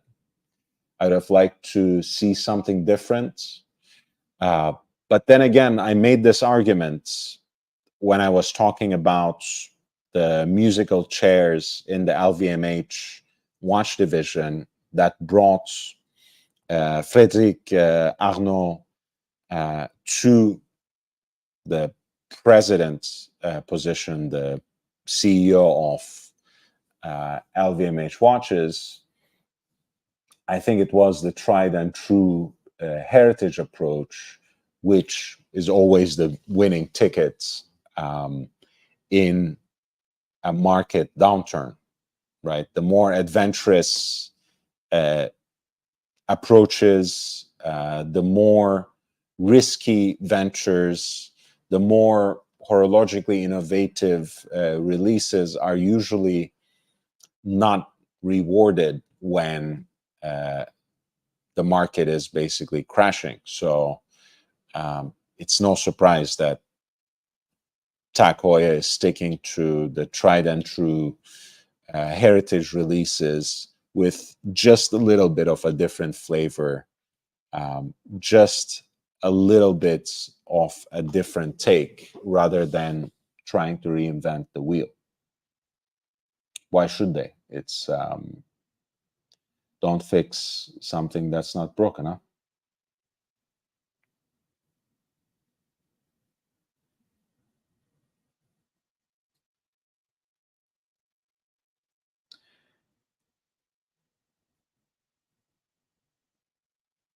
By the way, the reason um, I'm saying that the price point for this watch is not so bad is because when Hodinkee released that limited edition, I remember it was 7250, 7250, and I think those pieces are now selling for even more on the secondary market, probably more than $8,000. And yeah, I know it's conceived more as a you know heritage release. I know it's more sober with that black dial, and it's only branded Hoya, so has a lot of things going on for it. The Hodinkee edition that might make it very attractive to a certain type of collector, but I think this particular take with the green dial That's not like many other green dials that I've seen as part of this hype. Priced at around 6.5, 65.50 is not such a bad deal. I actually like it a lot. Okay, a couple more watches before we go. In the meantime, please hit the like button.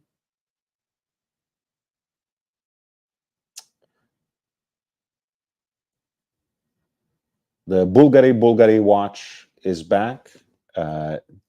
This is probably one of the lesser known designs of Jarajanta, a watch that was incidentally also worn by George Michael, an 80s piece, so to speak. When Jarajanta designed this for Bulgari, he was inspired by Roman coins, with Bulgari being a Roman brand. It must have made a lot of sense.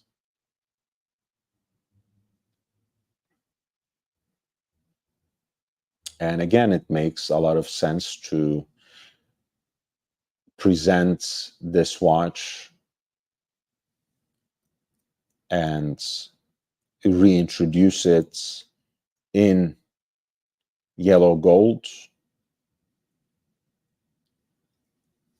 since what better for a coin inspired watch to be made in gold. I think they also have one in a diminutive size, maybe 26 millimeters. That's a time only watch, but you're looking at the kind of masculine model, the larger model, which is still pretty conservatively sized at 38 millimeters. It combines the yellow gold case with a black dial.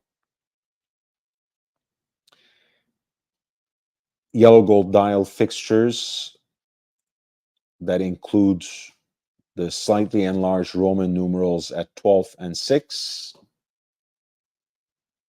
and applied baton style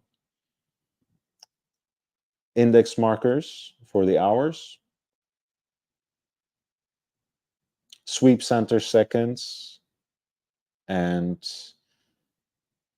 an aperture at 3 o'clock for the date indicator.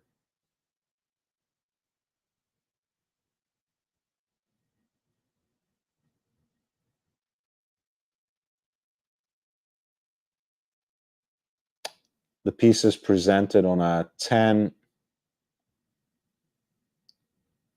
leather strap. It has an exhibition case back, as you can see, that offers a glimpse onto the self-winding movements, which has a reasonably finished, at an industrial level, of course, movements presented on a textured tan brown leather strap, as you can see here.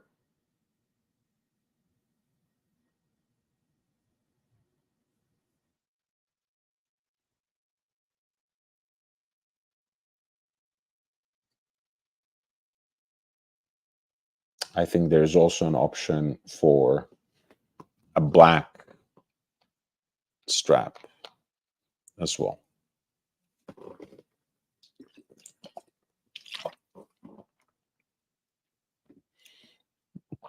The price point is set at 13,200,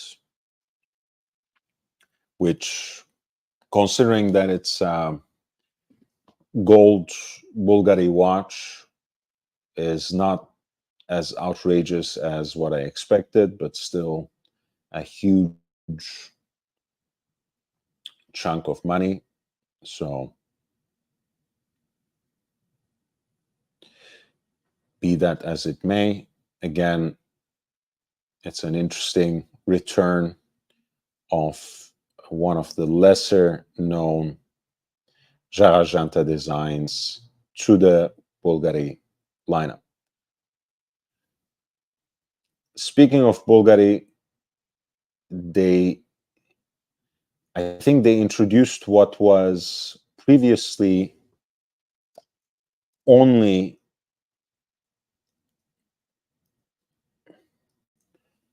a North American limited edition in the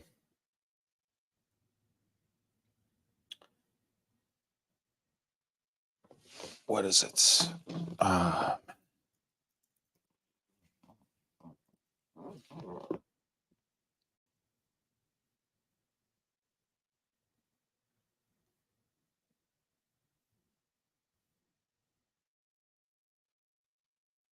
The Tuscan copper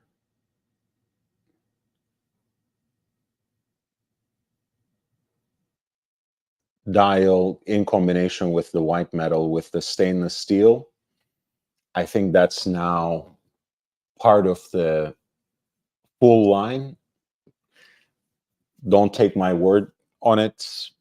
I'll have to double check on that. But they have most certainly introduced this bluesy version of the Octofinissimo in 18 karat yellow gold with a blue dial. The piece was previously available in gold, in pink gold specifically, with different kinds of finishes in two different versions. But I believe this is the first time that it's introduced in yellow gold, and yellow gold blue dial is a classic combination. This is the Tuscan copper dial, which kind of has more of a nude shade than, I guess, a classic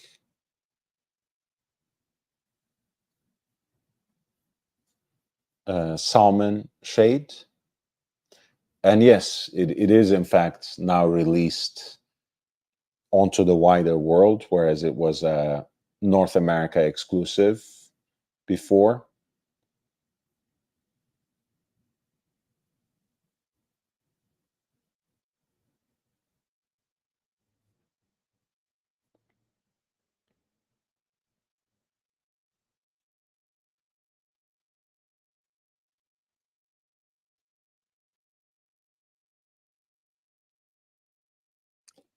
Obviously, it follows in so many ways the previous models in all its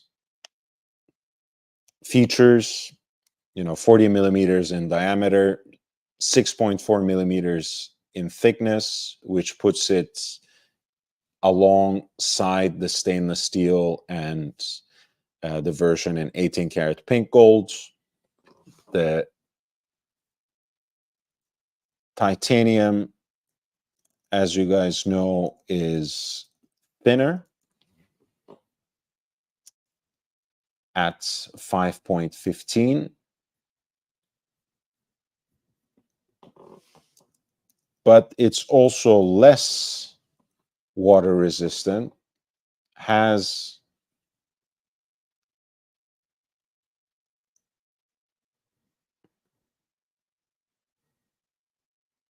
a more limited depth rating at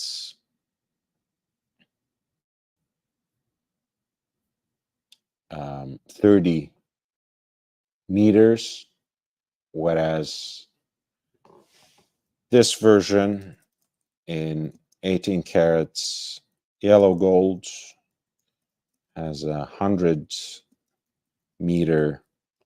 water resistance water resistance, which puts it in the same league as the stainless steel piece.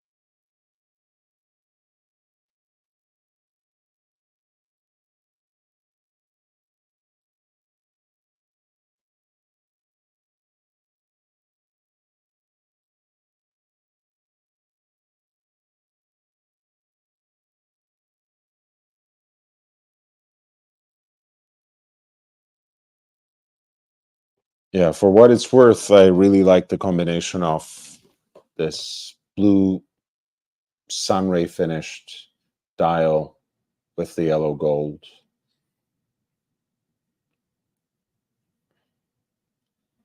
As you guys know, even though the Octo Finissimo has been pretty divisive, it has been a segmenting design, as they call it in the language of the industry, in marketing speak.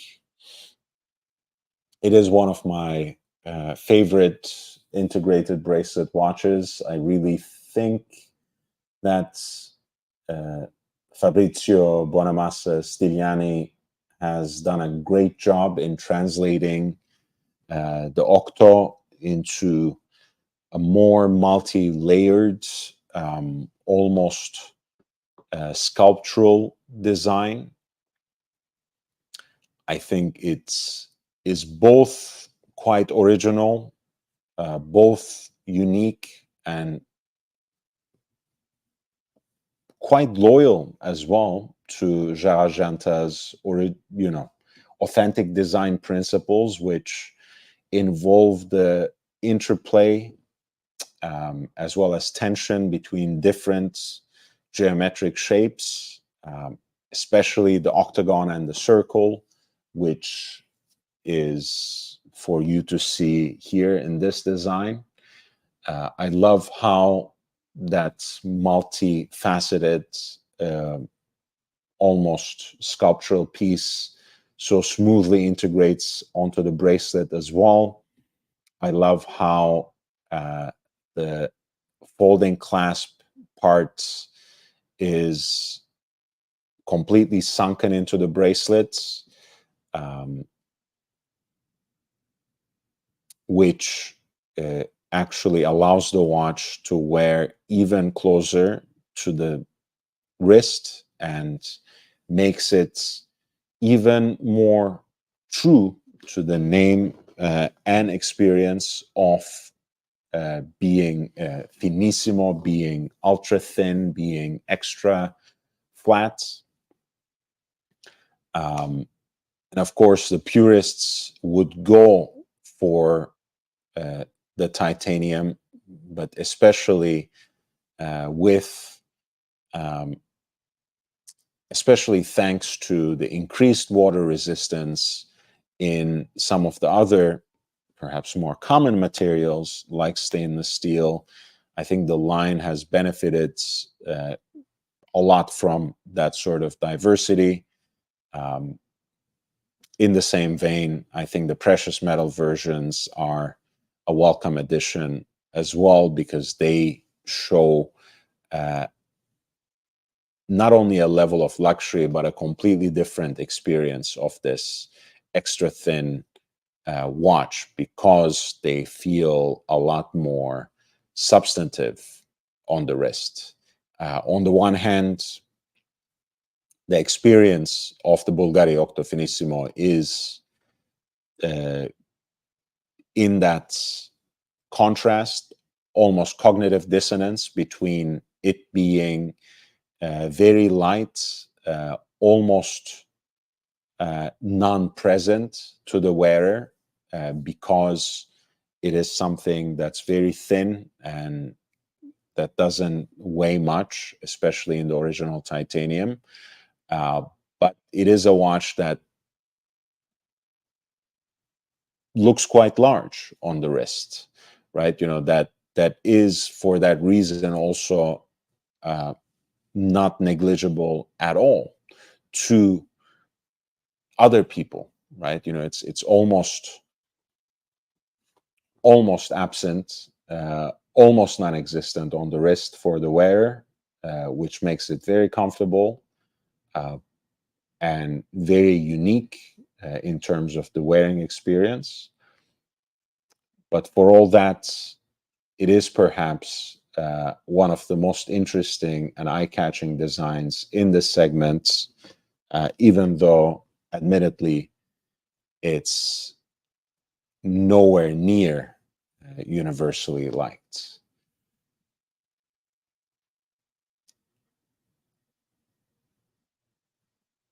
So this is an awkward category for that reason, for the Octo Finissimo, because the purists would start with the titanium and maybe would extend to some of the different dial colors and variations in stainless steel as well. But in precious metal, the Octo Finissimo still has another experience, a different kind of substance to offer. And this particular version is priced at 45,500 in US dollars.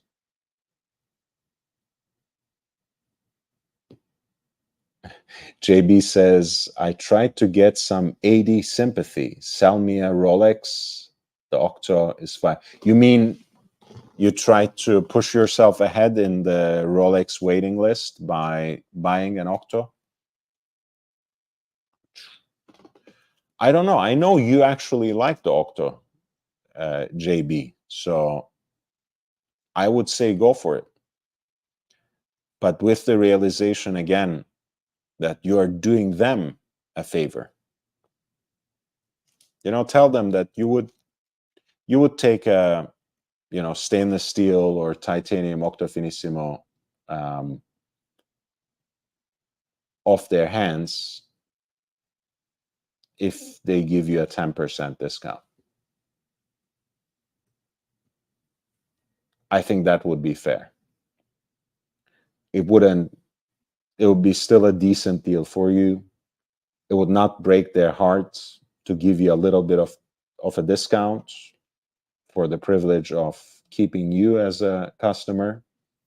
And I think ultimately, it might push you. If by the gray one you also mean the titanium, maybe you can make the arguments that will warm you, that will keep the seat warm for the titanium Yachtmaster they're eventually going to give you as well.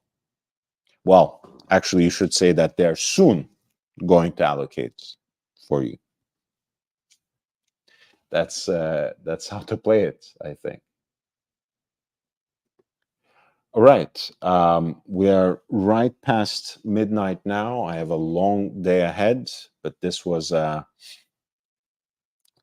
nice way to get back on the horse, get back to the swing of things.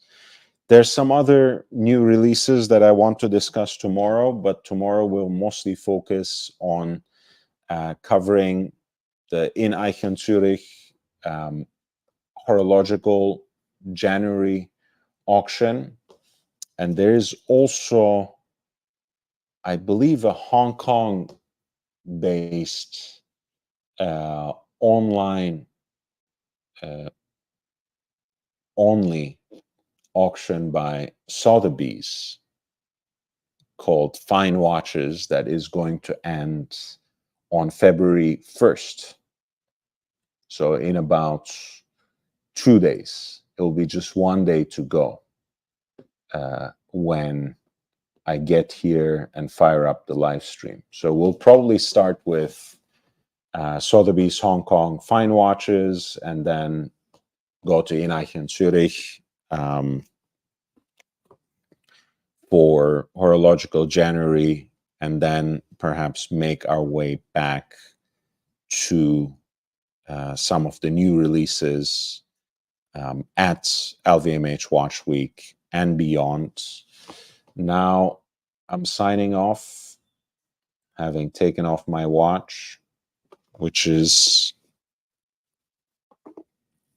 the Seiko 5 Rowing Blazer with the blue dial. Stay safe, stay healthy, wear and enjoy your watches. Take care. Hit the like button.